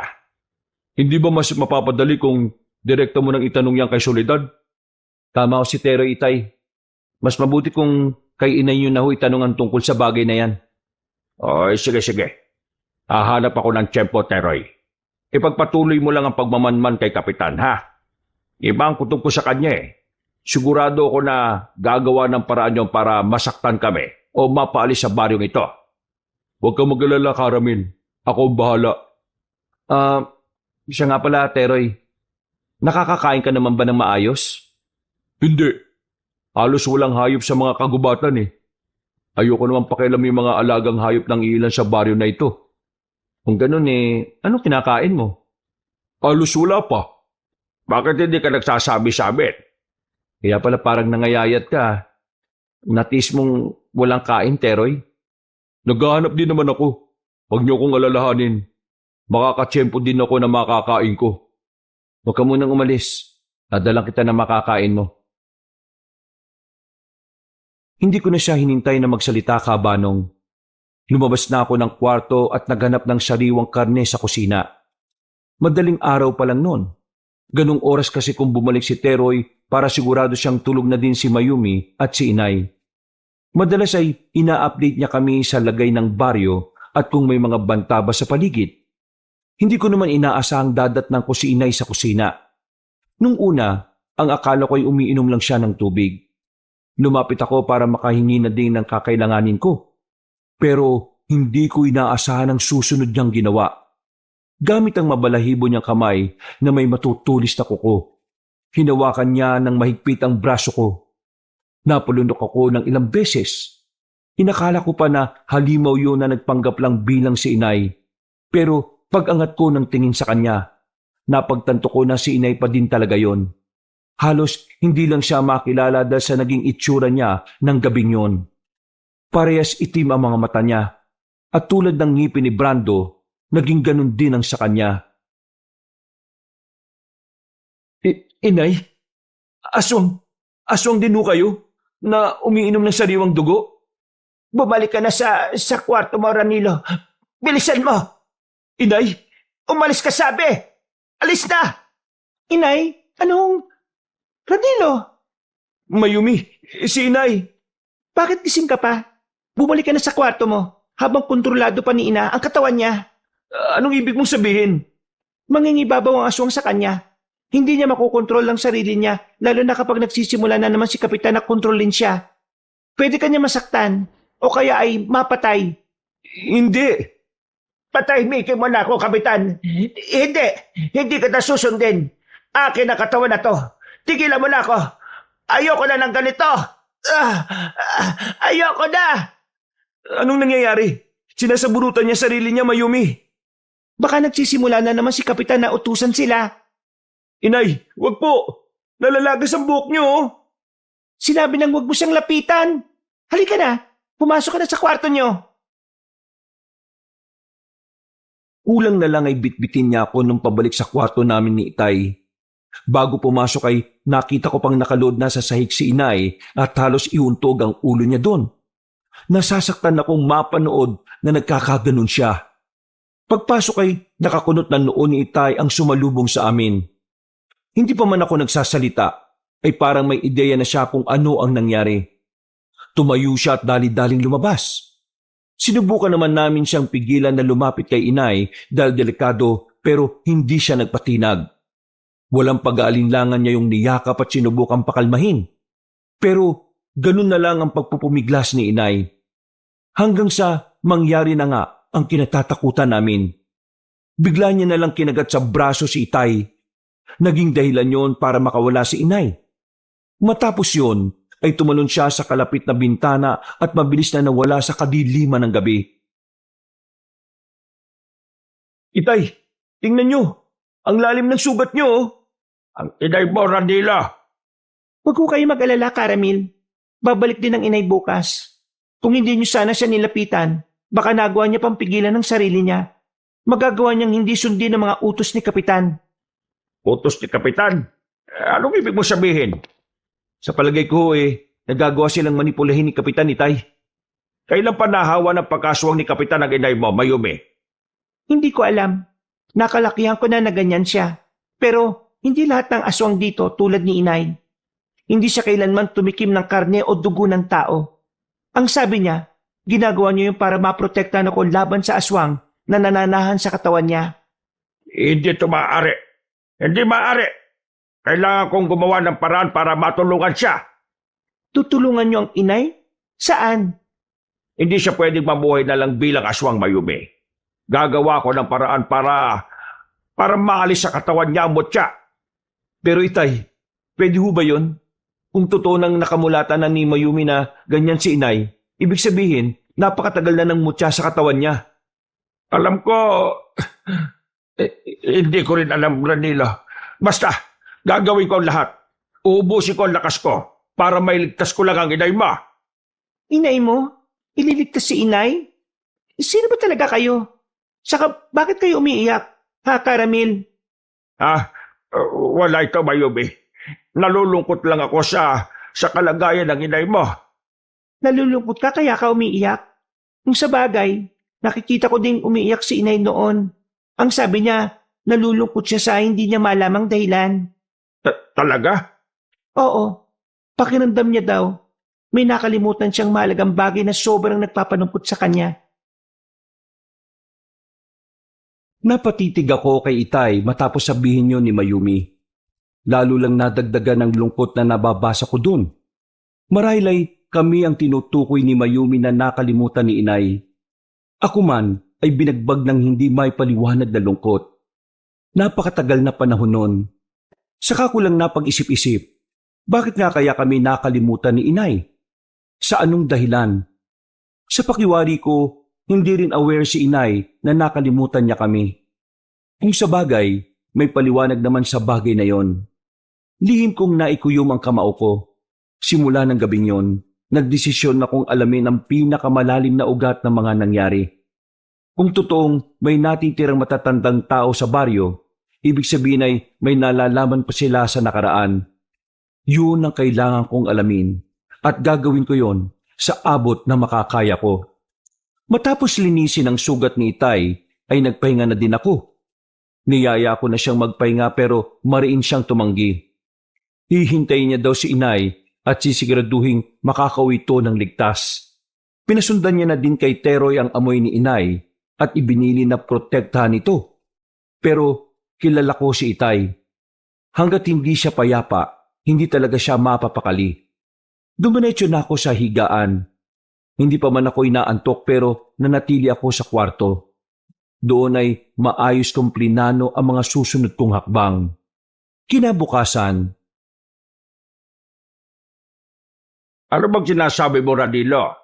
Hindi ka pwedeng magpadalos-dalos ng desisyon. Nakakalimutan mo na ba puro aswang ang naririto. Kaya nga si Teroy na lang ang inuutusan ko eh. Pero tay, limitadong nagagawa ni Teroy. Sigurado ko, kaya hindi nila kinukwento ng buo sa kanya ang mga nalalaman nila kasi ramdam nilang tulad ng ilan dito, aswang din ho siya. Tay, wag yun naman akong pigilan. Buo na loob ko eh. Gusto ko ho kayong tulungan ni inay. Inaalala lang naman kita. Hindi ako sigurado kung sapat ang proteksyon mo. Napakarami nila eh. Nagtitiwala ho ako sa bigay niyong proteksyon. Gaya ng nagtitiwala din ako na hindi ako magagawang pabayaan ni Teroy, Itay. Sigurado ka ba talaga? Sa oras na lumabas ka dyan hindi ka na pwedeng umatras. Para sa kaliwanagan natin, Itay.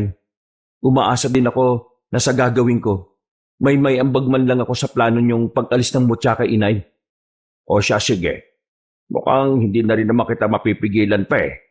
Eto, dalhin mo na lamang ito. Ano ito? Teka, buho na kinortihan at ginawang espada? Tay naman, hindi na ako batak mukhang laruan lang ano. Pero napakahusay na sandata niyan laban sa mga aswang anak. Seryoso kayo, Itay? Pero paano? Aray! Ano ba, Karamil? Kita mo na. Didikit ko lang sa balat ni Tero yan pero halos maglupasay na siya sa sakit. Alam mong matagal gumaling kapag galing sa buho na kawayan ng sugat eh. Paano ko makakalipad mamaya? Hindi ka lilipad. Sasamahan mo si Ranilo kahit saan siya magpunta. At saka, kaunti lang naman yan. Pinakita ko lang kay Ranilo. Pasensya ka na. Naku, sa susunod, kakagatin kita para makabawi ako. Ikaw talaga, oh. Mangha kong tinitigan ng hawak na buho. Hindi ako makapaniwala na ang ganong kanipis na bagay ay may kakayahang sakta ng gusto ang mga nilalang sa lugar na yon. Maring ko yung hinawakan sa kangumiti. Bukod doon, ay pinasuot din ni Itay sa akin ang sinturon niyang pinasadya at nilagyan ng buntot pagi. Nagtataka na nga ako noon kung bakit napakarami yatang sandata ni Itay laban sa mga nilalang na yon. Wala naman akong matanda na kumalaban siya ng aswang noon. O baka hindi niya lang talaga sinasabi sa akin. Malayo-layo na kami sa bahay nang bigla na lang humabol si Mayumi at sumabay sa paglalakad namin ni Teroy. Nagulat pa ako nang pabato niyang ibinigay kay Teroy ang parang bauna ng tubig. Agad naman yung tinungga ng gabay ko. Nang punasan niya ang bibig, ay saka ko lang napagtanto na pulang likido pala ang iniinom niya mula roon. May pupuntahan ka ba, Mayumi? Meron. Ganun ba? Saan naman? Dito rin ang tungo mo? Oo. Kung saan kayo pupunta? Ha? Sasama ako sa inyo ni Teroy. Gusto ko ding tulungan ng inay. Alam mo ang gagawin ko? Narinig ko kayo kanina ni Karamil. Pero paano si inay? Ligtas siya doon. Kasama niya si Karamil. Ang tatay mong hindi ligtas sa kanya kapag nagbago siya ng anyo. Yun nga eh. Bakit ka pa umalis? Paano kung mapahamak si Itay? Dahil gusto ko. Kung gusto mo bumalik ka, ikaw ang magbantay sa tatay mo. Pilosopo ka pa ng lagay na yan ha. Hayaan mo na. Babalik naman ako mamaya bago magdilim eh. Yun din ang sinabi ko kay inay kanina. Babalik ako kagad.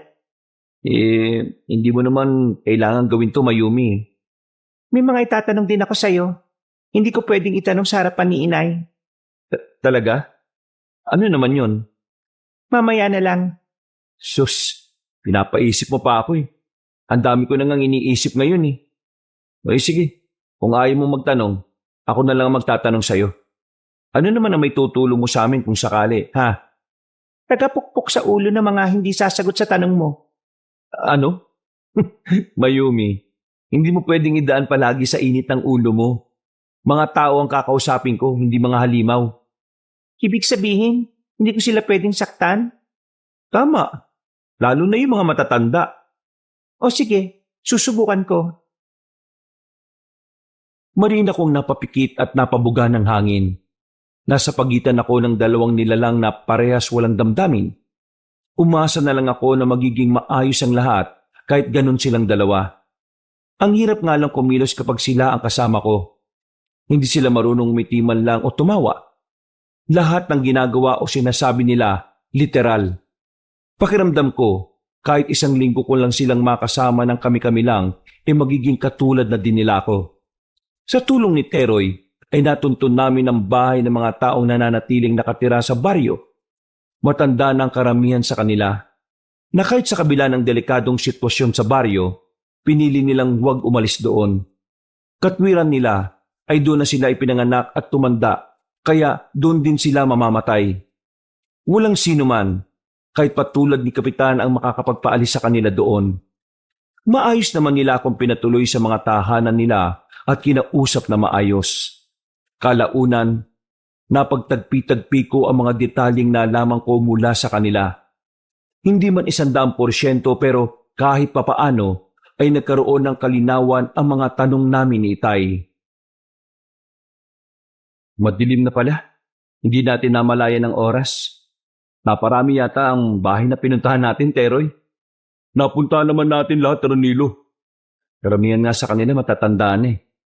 Ay, hindi ko lang maiwasang maawa sa kanila. Iniwan sila ng ibang kapamilya nila para magpasakop kay Kapitan. Anong susunod mong plano? Pag-iisipan ko pa. Ngayong malinaw na sa akin ang mga nangyari, siguro kailangan ko munang ipaalam kay Itay ang lahat ng yon bago kami gumawa ng susunod na hakbang. Tutulungan niyo bang makaalala ulit si Inay? Yun ang gusto namin, Mayumi. Gusto niyo na maalala kayo ni Inay, tama? Ha? Ano bang sinasabi mo? Wala man akong alam sa damdamin niyo. Naturuan naman ako ni Inay kung paano yun basahin. Alam kong si Inay ang dahilan kung bakit kayo napadpad dito. Mayumi. Ngayon pa lang sasabihin ko na sa'yo, dito lang nabibilang si Inay. Hindi niyo siya pwedeng dalhin sa ibang lugar dahil sa kalagayan niya. Kaya nga kami gumagawa ng paraan para maalis yun, di ba? Ayaw mo bang malis ang pag-aswang niya? Ganun ko na siya nakilala. Wala naman kaming naging problema. Mayumi. Kailangan na natin magmadali. Nararamdaman ko na ang presensya ng mga aswang sa paligid. Mayumi, mahal ko! Akalain mo nga naman, magkakasalubong pa tayo.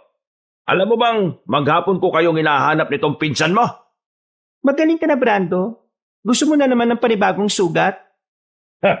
Kakaiba talaga ang tapang mo no? Hindi ka malang natatakot na baka kaninong umaga na yung huling pagkakataon na nakita at nakasama mong inay mo? Ako lang ang kailangan mo, Brando. Huwag mong idamay si Mayumi dito kung ayaw mong masaktan. Aray! Braso ko! Bitiwan mo! Huwag kang makialam, duwag na lalaki. Si Tito Dominador na ang bahala sa'yo at sa tatay mo. Ako naman ang bahala kay Mayumi. Napakabango mo talaga, mahal ko. Ang tagal-tagal ko nang nagtitimpi sa'yo. Ngayon na nagbigay na ng hudyat si Tito para tikman kita. Hindi ko na palalampasin yon. Wow! Palabang ka ha? Gusto ko yan, may patulak-tulak ka pa. Huwag mo akong dikitan. Ang baho ng hininga mo. Masasanay ka din. Muli sanang yayakapin ni Brando si Mayumi nang ihampas ko sa kanya ang dala kong buho. Agad siyang napaigik sa kirot. Umusok ang balat niya habang nasusunog. Tuluyang nawala kay Mayumi ang atensyon niya. Hindi siya makanda-ugaga kung paano hahawakan ng sugatang likuran. Taray, ayop kang dayo ka. Anong ginawa mo sa akin? Huwag mo nang lalapitan si Mayumi kahit kailan. Sa susunod, hindi lang yan ang aabutin mo sa akin. Sa bilis ng naging pagkilos ni Brando, hindi ako nakapaganda. Namalayan ko na lang na nakaangat na ako mula sa lupa. Sakal-sakal niya ako at parang papel lang na iniangat sa ere. Mag-iingat ka dahil hindi palalampasin ni Tito mga nangyaring ito. Ikaw na din ang humukay ng libingan yung mag-ama sa baryong ito.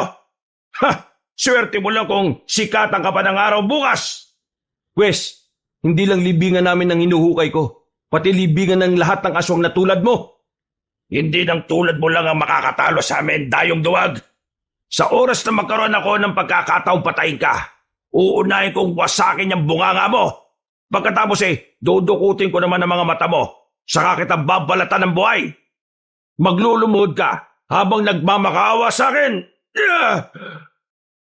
Hindi ko alam kung saan nakuha ni Mayumi yung pala na bigla niya na lang pinanghampas sa ulo ni Brando. Hindi pa siya nakontento dahil ilang beses niya yung hinampas sa ulo at sa muka. Kahit na nakabulagta na ito. Pinilit kong tumayo kahit hinahabol ko pa din ang paghinga. Gaya ng dati, pipigilan ko sana si Mayumi pero bigla na lang akong napahinto sa pagakbang. Naalala kong hindi nga pala tao si Brando. Ang totoo ay kalaban namin siya at sinubukan niya kaming saktan ni Mayumi. Umatras ako muli. Sa halip ay sinubukan ko siyang panoorin kung paano niya ilabas ang tunay niyang kabaliwan. Sa unang pagkakataon, parang nagustuhan ko ang madugo at nakakarimarim na tanawin yon. Ramdam ko ang tuwa ni Mayumi. Kitang-kita ko ang kasiyahan sa mga mata niya, gayon din sa malalapad niyang ngiti. Tadtad man ng dugo ang muka at damit, pero para bang mas gumanda pa siya lalo sa paningin ko. Yung kasi ang unang beses na nakitaan ko siya ng emosyon, Kabanong. At marahil tulad niya, may satisfaction din akong nararamdaman sa tuwing lalapat ang matigas na bagay na yon sa katawan ng aswang. Hindi ko lang inaasahan na ibaon niya ng tuluyan ng dulo nun sa leeg ni Brando. Para akong natauhan sa sandaling kabaliwan na humiwalay ang ulo ng lalaki sa kanyang katawan. Gumulong pa yun sa paanan ko. Nang huminto, ay diretsong nakatitig sa akin ng dilat na dilat at namumulat ng nilisik niyang mga mata. Nakailang beses akong napalunok ng sariling laway. Nang tingnan ko ulit si Mayumi, ay ang laki pa ng pagkakangisi niya. Wow, sobrang sayo nun, di ba? Kumusta ang leeg mo? Patingin nga. Okay naman na. Pulang-pula. Kitang-kita kahit madilim. Wala yan. Mawawala din yan. Sige, gagamutin ko na lang pag-uwi natin. Napatay mo siya, Mayumi.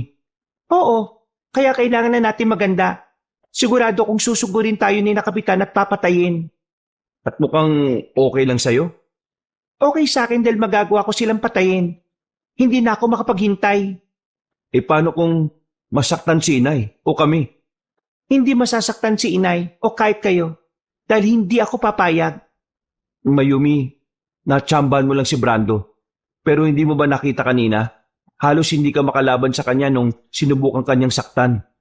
Paano kung mas malakas pa si Kapitan kesa sa kanya? Di hamak naman na malakas siya. Siya ang pinuno nila eh.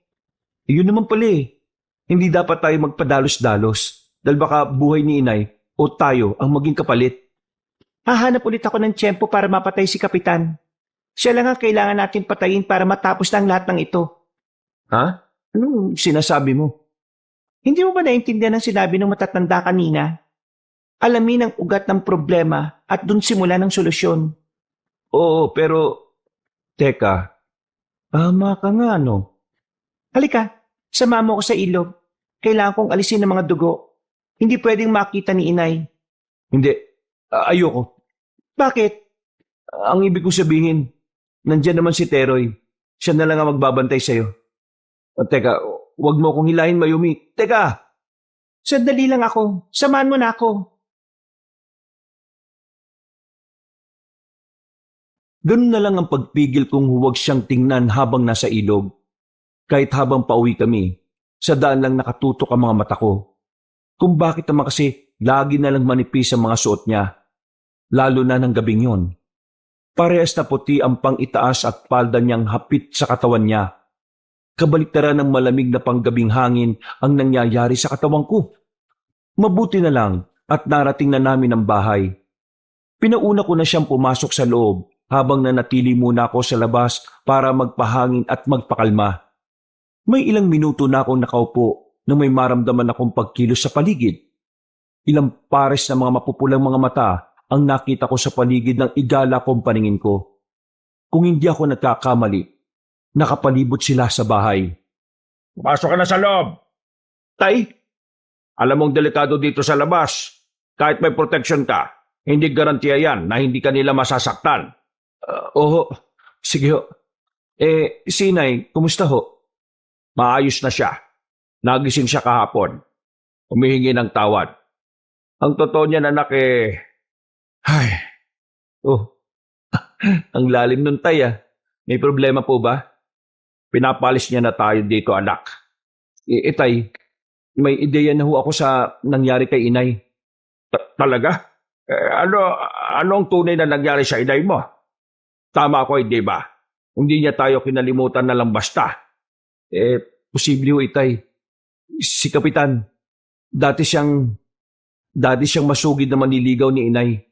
Baliw na baliw daw ho siya noon sa inay, pero may malubha siyang karamdaman. Hindi niyo ho ba siya kilala, Itay? Hindi. Ang totoo niyan, sa Manila na kami nagkakilala ng inay mo noon. Ang alam ko lang, hindi maganda ang nakaraan niya, lalo na sa pamilya niya at sa lugar na pinanggalingan niya. Ayaw niya yung pinag-uusapan eh. Kaya nung nakapanganak siya sa'yo, bigla siyang nawala. Lalo na lang ang pagsisisi ko dahil wala akong inalam sa nakaraan niya. Hindi ko alam kung saan siya hahanapin. Ang nalaman ko ho, kapitana siya dito noon, Itay. Nawala ng ilang taon, kaya ang humalili sa kanya yung unang kagawad niya na pinsan niya. Tapos, bigla siyang bumalik. Pero para lang bumaba sa pwesto. At pagkatapos ay ipinalit niya si Kapitan Dominador sa kanya. Na mga panahong yon, bigla na lang daw gumaling sa sakit niya si Kapitan Dominador at lumakas. Kasunod nun, kumalat ang parang nakakahawang sakit ang pagiging aswang ng mga tao dito. Si inay daw ho ang nauna. Kaya siya ang sinisisi ng lahat. Ang paniniwala na nakararami, si inay ang nangyanggaw. Munti ka na siyang sunugin nun pero napigilan daw yun ni Kapitan Dominador. Hindi. Hindi maaari. May mali anak. Hindi aswang ang inay mo. Paano kayo nakakasiguro, Itay? Gaano katagal niyo na hubang nakasama si inay? Alam ko, anak. Kahit hindi kami ganun katagal nagsama, masasabi kong nakilala ko ang inay mo ng gusto. Maniwala ka sa akin. Saka isipin mo yung sinabi ni Mayumi. Si Kapitan ang kumokontrol sa kanya. Hindi kaya... Yan ho ang kailangan natin kumpirmahin, Itay. Si inay lang sanang makakasagot ng lahat. Pero wala siyang maalala eh. Tama ka. Kailangang alisin ni Dominador lahat ng alaala niya para siya ang patuloy na sisihin ng mga tao rito. At para protektahan din ang tunay na salarin. Itay, malaking laban ho ang kakaharapin natin. Bukod sa mga nalaman natin, si Mayumi ho kasi may napatay na. Isang aswang. Nabanggit niya sa akin kanina sa loob. Sa palagay ko, magiging mahusay na manunugis ng aswang itong si Mayumi, iho. Itay, para pa ho kayong masaya habang sinasabi yan. Totoo, iho. Nakikita ko ang potensyal ng batang yon. Kapag handa ka ng tanggapin ang pagiging albularyo, maaari kayong maging magandang tandem sa pagsugpo sa mga katulad ni Dominador. Ano mo pag sinasabi nyo? Wala ho akong plano na maging manunugis ng mga aswang. Tahimik na buhay lang ho ang gusto ko. Hindi na kumibo si Itay, pero makahulog ang tingin at ngiti ang ibinigay niya sa akin. Tinapik niya din ang balikat ko bago ko iniwan sa hapagkainan. May mga nakatakip ng pagkain doon, pero wala akong gana kaya pumasok na lang ako sa kwarto't nahiga. Ramdam ko ang pagbigat ng enerhiya sa paligid. Alam kong may mga nagbabantay sa amin na pwedeng sumalakay anumang oras. Alam kong alam din yun ni Itay. Pero ewan ko ba, parang hindi ko naman siya nakikitang nag-aalala. Dahil doon, kaya pinilit kong wag na lang din mag-isip. Mangyayari ang dapat na mangyari. Hindi ko na malayang nakaidlip na pala ako. Hindi naman kasi biro ang lakad na ginawa namin maghapon. Naalimpungatan lang ako dahil sa malakas na yugyog sa balikat ko. Danilo, anak, gumising ka, bilis. Tay? Isama mo si Mayumi at ang inay mo. Lumayo kayo dito. Itay, anong sinasabi nyo? Hindi ko kami aalis. Hindi! Inay! Itay, si Inay ho. Hindi. Lintik. Halika, bilisan mo. Papatay ko kayong lahat! Lumapit kayo sa akin! Ako ang saktan nyo! Soleng! Hindi. Soleng, gumising ka. Inay? Anong nangyari, Mayumi? Si Kapitan, malamang na siyang may gawa niyan kay Inay. Inabutan namin si Inay na nakahandusay sa lapag. Nangingisay habang may dugong lumalabas sa bibig at mga tenga niya. Hindi malaman ni Itay kung paano siya hahawakan. Unang beses yun na nakita kong nagpanik si Itay. Siya kasi ang pinakakalmadong tao na nakilala ko. Nasa ganun kaming sitwasyon nang suguri naman kami ng mga maliliit na aso. Naglalaway at dinaig pa yung nauulol. Hindi ako nabigyan ng tamang panahon para makapaganda, pero kusa kong iniharang ang katawan ko para kay inay. Para namang nananadya pa na hindi ko magawang alisin ang sinturon na suot ko. Akma na sana akong sasakmalin ng mga nilalang nang bigla na lang may dumakma sa kanila at inihagi sila isa-isa. Nang tingnan ko kung sino yon, nalaman kong si Teroy pala. Nasaan yung tao siya pero may matatalas na ngipin at kuko. Kasama niya si Mayumi na walang awang hinahataw ng kalaykay ang bawat asong mapapalapit sa kanya. Kusang nagsitakbuhan palayo ang ibang nilalang, habang halos patay na nila Teroy at Mayumi yung mga naiwan. Tama na yan, Teroy, Mayumi. Magtira kayo ng buhay. May kailangan akong iparating na mensahe sa magaling nilang ama. Makakapanakit pa ang isang to eh. Pero sige. Malakas na umangil ang aso nang bigla na lang baliin ni Teroy ang nguso niya at atakin yon. Sa kanya palang ito inilapit kay Itay. Napangiwi ako. Tsaka ko lang napagtanto ang itsura ng bahay. Kung dati siguro, baka nakasok-asokan na ako ng tagpong yon. Paano'y punong-puno ng dugo ng mga aswang ang buong sala ng bahay. Ganon din ang nagkalat na laman at utak ng ilan sa mga ito. Kayo mga halimaw, sigurado ako mga alagad kayo ni Dominador. Inutusan ba kayo ng magaling yung amo na patay kami? Ha? Ha! Pues, iparating mo to sa kanya. Ang sabihin mo, siya ang pumunta dito at harapin ako. Huwag siyang duwag na nagtatago sa anino ng mga alipores niya dahil kapag ako pa nagpunta sa kanya, sisiguraduhin ko na maaabo siya. Nakahanda na kami ng gabing yon sa magiging pag-atake ng mas marami pang aswang kasama si Kapitan. Yun nga lang, hindi pa kami nagkasundo ni Itay. Mabuti na lang at naroon si Teroy para mamagitan sa aming dalawa. Ang gusto ko lang maging ligtas na kayo. Hindi tayo pwede mamatay lahat dito. May aalis kayo ni Teroy dito nang hindi kayo napapahabak. Di ba, Teroy? Oo, pero alam mo naman na pwede ko lang gawin yon kapag sobrang delikado ng sitwasyon at para sa inyong dalawa lang ni Ranilo. Hindi pwedeng may maiiwan. Ramil! Ramil! Soleng! Teka, tinawag mo kong Ramil lang? Ramil, tulungan mo ako. Ang anak natin. Kukunin nila si Ramil. Kukuhain nila siya. Ramil! Nandito ako, Soleng. Diyos ko, naalala mo na ba ako, ha? Dumilat ka. Naririto na ako. Hindi kita pababayaan kahit na kailan. Soleng, ano nangyari? Soleng! Nananaginip lang siya. Masyadong mataas ang lagnat niya kaya ganon. Madalas siyang magkaganyan kapag nakakasakit. Ibig mong sabihin, nakakasakit ang inay kahit aswang siya? Maraming beses niyang sinubukang pigilan ng pagkain ng sariwang laman. Sa tuwing gagawin niya yon, nakakasakit siya ng malubha. At madalas siya kamo akong tawagin. Tama ho kayo. Kung ganon, paano hindi niya ako makilala? Kaya nang malaman ko na ikaw si Ramil, alam ko nang hindi lang kayo naririto para maghanap ng matitirhan.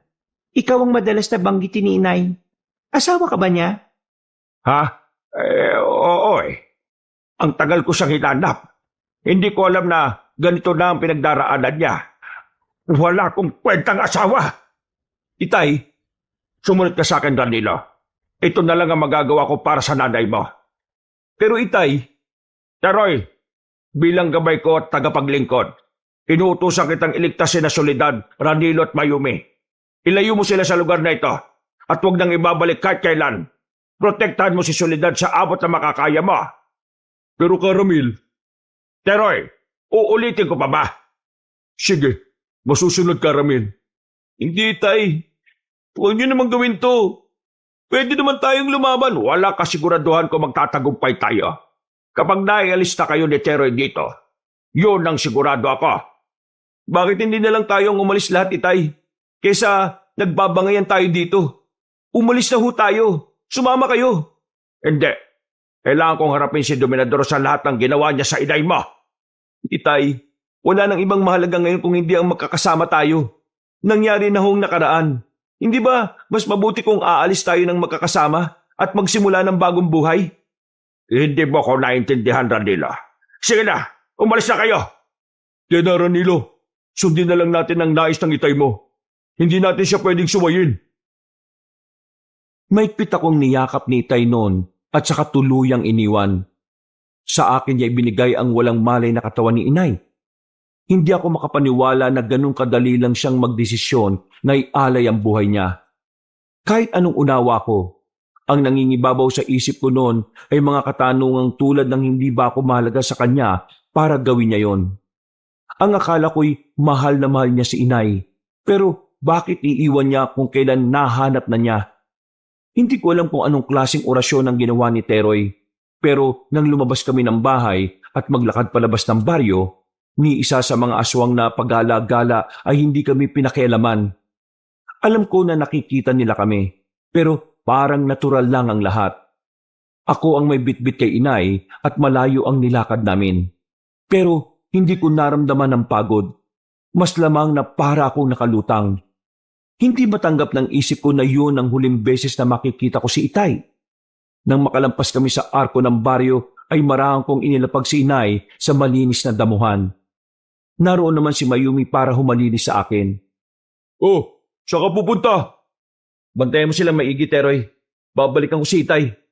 Ano? Teka muna. Hindi mo maaaring gawin yan. Pwede ba? Sundin mo ang utos ko? Gabay din kita, di ba? Oo, pero mas may otoridad si Caramel kumpara sa'yo. Ano? Hindi totoo yan, Teroy. Ikaw ang nagsabi noon, walang nakakalamang sa amin ni Itay. Sinabi ko lang yun dahil yun ang sabi ni Ramil. Dahil umaasa siya na baka yakapin mo ang pagiging albularyo kapag naging patas ang trato ko sa inyong dalawa. Kapag nakukuha mo ang kaparehong gabay na naibigay ko sa kanya. Ano? Pero kung tutusin, hanggat hindi ka nagiging ganap na albularyo, hindi mo ako magiging gabay ng tuluyan. Kaya hindi ako makikinig at susunod sa iyo ngayon. Pwes bahala ka. Ligtas naman na sina Inay at Mayumi. Babalikan ko si Itay.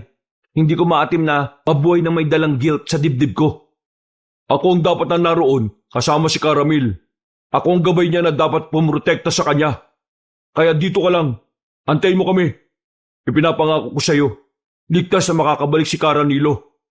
Hindi na ako nakapagsalita pa dahil lumipad na siya ng tuluyan.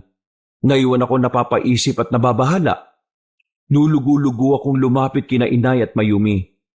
Pasalampak akong naupo sa lapag. Tulala sa mahabang daan papunta sa baryo. Hindi ka na aalis? Hindi na. Dito na lang ako. Maghihintay. Umaasa ka na babalik sila? Oo. Kapag nangako si Teroy, tinutupad niya. Kailangan ko ang Itay. Ngayon pa lang ako makakabawi sa lahat ng sakripisyo niya para sa akin. Kaya hindi siya pwedeng mamatay. Anong mangyayari kapag namatay siya? Hindi ko alam. Ang inay, kanina pa siya sobrang lamig. Normal lang ba yon? Malamig? Pero hindi ba mataas ang lagnat niya? Mainit siya kaninang nilapag ko siya. Kabaliktaran na siya ngayon. Ano? Sandali nga, kakapain ko siya. Aba, oo nga no. Bakit para siyang nagyayelo? Yung labi niya, nangingitim na din. Anong nangyayari? Sandali, wala siyang pulso. Hindi maaari ito. Lumayo ka. Higa natin siya ng maayos. Isi-CPR ko siya. Kunot noong lumayo si Mayumi sa amin, Kabanong. Ako naman, hindi mapigilang panginigan ng kamay habang isinasagawa ang pagsi-CPR kay inay. Napakatigas na ng katawan niya. Halos wala na siyang pinagkaiba sa isang bangkay. Hindi ako huminto sa pagsubok na buhayin siya. Halos maghalo-halo na ang pawis, luha at sipon ko noon. Iisa lang ang tumatakbo sa isip ko. Walang pwedeng mamatay sa pamilya namin. Hanggang sa kusa na lang sumuko ang katawan ko. Hindi ko na kinaya. Ayaw pa ng isip kong huminto pero bumigay na talaga ang katawan ko. Napalood na lang ako at napayukyok sa mga tuhod ko. Isa akong psychologist pero hindi sa lahat ng oras kaya kong kontrolin ang emosyon ko. Tao lang din ako at may kahinaan. Gaya ng sandaling yon. Habang tinititigan ko ang walang buhay na katawan ni inay, wala akong magawa kung hindi ang umiyak na lang. Umiiyak ka ba dahil patay na si inay? Ano bang kararamdaman mo? Matinding lungkot at panghinayang. Hindi niya man lang ako nakilala bilang tunay niyang anak. Ikaw, Mayumi, Sabihin mo, may nararamdaman ka ba ngayon? Meron. Matinding galit. Gusto kong pumatay. Gusto kong patayin si Kapitan. Paubayan na natin kina Itay at Terry ang tungkol doon. Dapat sumama ako sa kanila. Pero ayos na din. Napatay ko naman si Brando. Sumapit ang umaga hanggang tanghali. Hindi pa rin nakakabalik si Itay at Teroy. Hindi namin namalayan ni Mayumi na nakatulog na pala kami habang naghihintay. Nakasandal kami sa isa't isa ng magkatalikuran. Pagdilat ko ay sumalubong sa akin ang sikat ng araw. Iginala ko ang paningin ko. Nalaki ang mga mata ko nang matanaw na wala ng katawan ni Inay sa kinahihigaan nito. Nagpapahinga ka pa dapat, Soleng. Hindi mo ako dapat inalala. Ayos lang ako.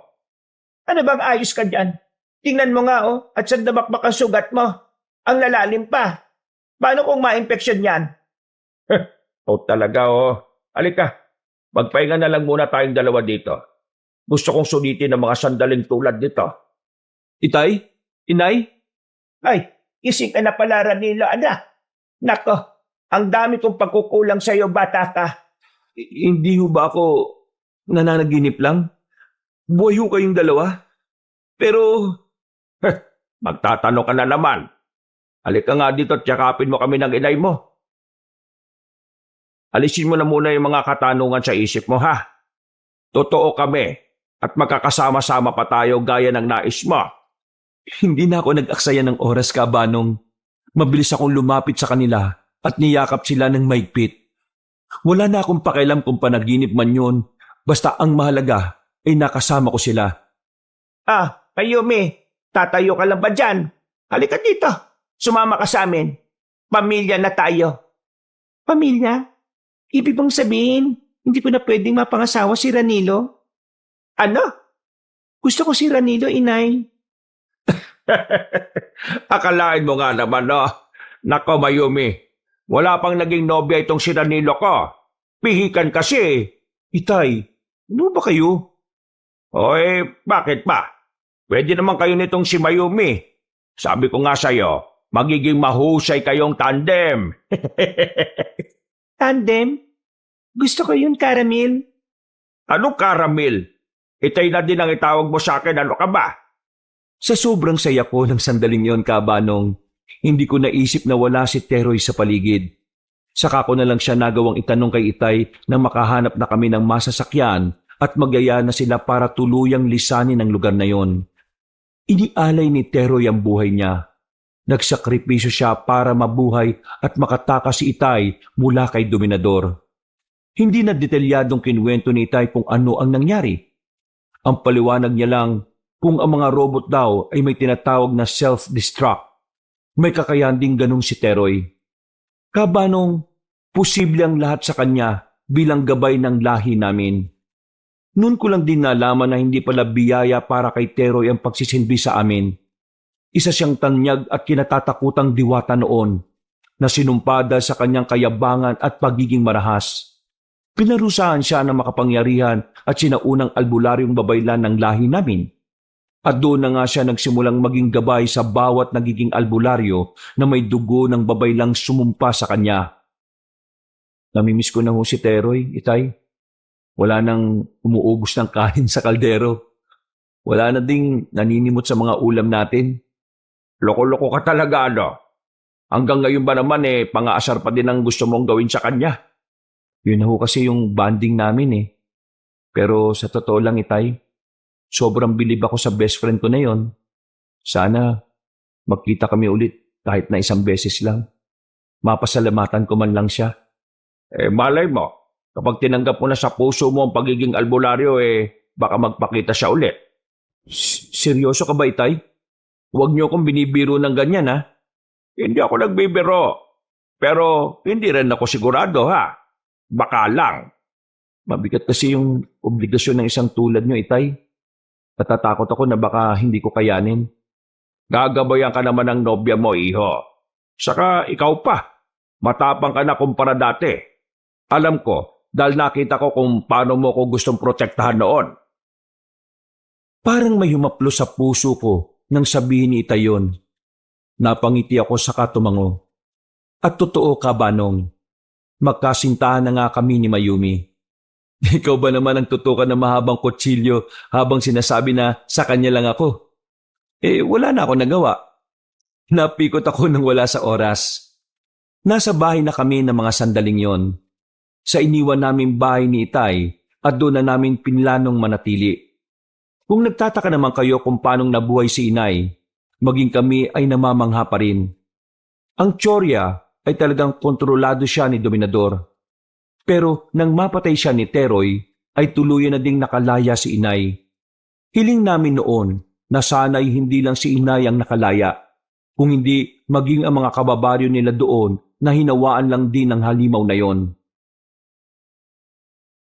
Noong gabing nalaman ko na nasundan ako ni Dominador, takot ako na baka mapahama kayo mag-ama. Iba na kasing itsura niya noon at hindi maikakailang malakas siya. Napilitan akong sumama sa kanya nang hindi nakakapagpaalam man lang sa inyo. Nung sumunod na gabi ko na lang nalaman na hinawaan niya na pala ako ng pagkaaswang. Wala na din ako maalala noon. Kahit pangalan ko hindi ko alam. Nakipagkasundo pala siya sa isang mangkukulam na aswang para pagalingin siya sa sakit niyang lupus. Bilang kapalit, kailangan niya mag-alay ng ilang kaluluwa at ipalaganap ang lahing aswang. Huwag ka mag-alala. Hindi ka na niya masasaktan ngayon, Soleng. At wala na makakapagpahiwalay pa sa pamilya natin. Pasensya na kayo sa akin, ha? Hindi ko lang mapigilan sa tuwing maalala ko. Malinaw na malinaw pa sa isip ko ang lahat. Makikinig kami palagi sa iyo hanggang sa hindi mo nakatakutan ng nakaraan. Siguro makakatulong ang sumama ka sa amin sa bundok nitong si Ranila. Magsisimula na siya ng training niya bilang mahusay na albularyo. Talaga? Masaya ako para sa iyo, iho. Mabuti ang naging desisyon mo, anak. Gusto ko na rin kasing pagpahingahin si Itay sa kanyang panggagamot at mag-focus na lang sa inyo, Inay. Alam ko na hanggat hindi niya yan na ipapasa sa akin, hindi siya titigil Mabuti naman at nakahalata ka rin bata ka ano? Ramil, ka ba? Maya ka nga sa anak mo. Matatanda na tayo. Aba, walang hiya-hiya. Gagawa pa nga tayo ng another baby boy Aray ko naman, masakit yun Hindi lang kurot nga abutin mo. Magtigil ka nga. Matyagang itinuro ni Itay sa akin ang lahat ng nalalaman niya. Paunti-unti ay nagawa ko na ding manggamot. Nakatulong pa sa akin ang kaalaman ko sa pagiging psychologist dahil naipaghihiwalay ko ang mga taong kailangan ng tulong ko bilang albularyo sa mga taong kailangan ako mentally. Isang araw, nagising akong tila may katabing malambot na bagay sa higaan. Hindi pamilyar ang amoy niya dahil mabango yun na parang bulaklak. Ang sarap pa ng tanday ko noon sa kanya. Nang sa pagdilat ng mga mata ko, ay nagkagulatan pa kaming dalawa. Ganun na lang ang sigaw ko nang bumungad sa akin ang mukha ni Teroy. Dagya ka naman Ang baho ng hininga mo, Ranilo. Teroy, bumalik ka? Totoo nga sinabi ni Itay. Nagbalik ka na nga. Oo na. Uy, teka. Buk nagyayakap. Ang awkward. Awkward ka dyan. Teka nga, parang may bago sa iyo Tama, ikaw nga yung humahalimuyak. Ang bango mo, amoy sampagita ka. Kaninong libing ka ba nang galing Luko-luko, ako talaga to. Tumawa ka na din. Ikaw ba talaga yan, Teroy? Ako nga. Pero hindi ako naparito para maging gabay mo o kahit na sino. Pumunta lang ako para magpasalamat sa inyo ni Caramil. Kung hindi dahil sa pagsasakripisyo ko, hindi matatapos ang sumpa sa akin. Kailangan ko lang palang ialay ang buhay ko ng bukal sa puso ko. Masyado na kasi kayong napamahal sa akin kaya ganun. Hindi ka na rin ba aswang? Hindi na. Ibinalik na sa akin ang pagiging diwata ko. Huwag ka mag-alala. Bibigyan kita ng access para makapunta sa mundo ko.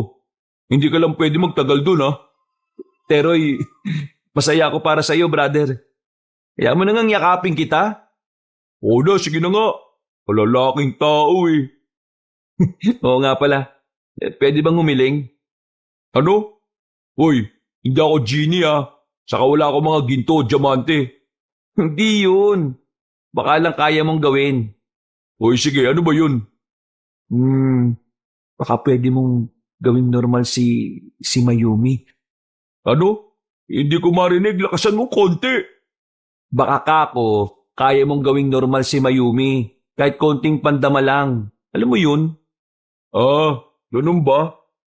Oh, Mayumi, okay lang daw ba sa'yo? Mayumi?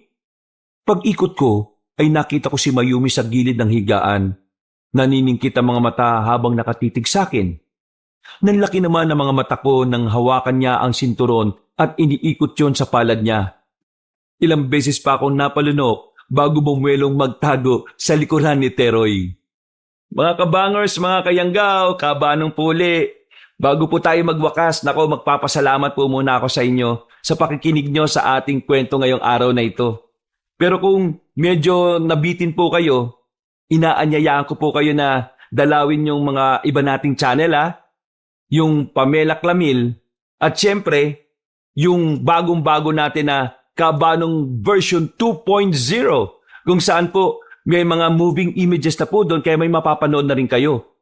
At syempre may mapakikinggan pa rin kayo mga may music at effects na narration. Kaya mas lalo itong pinaganda. Kaya kung magugustuhan nyo po yung mga kwento natin sa dalawang channel na ito, kung maaari lang po ay mag-subscribe na po kayo at pindutin nyo rin po yung notification bell para lagi po kayo nanonotify pag may mga bago tayong mga videos. Lalong-lalo na po dito sa Pamela Clamil kasi konti pa lang po yung mga subscriber doon At dito po sa bagong-bagong channel natin na Kabanong version 2.0. Asahan ko po na sana'y makasama kayo sa first 100,000 subscribers ng channel na ito. Para hindi kayo mahirapan na hanapin, ilalagay po namin sa pin comment or sa description yung mga link ng mga channel na ito. Hanggang sa mga susunod na kwento, wakas!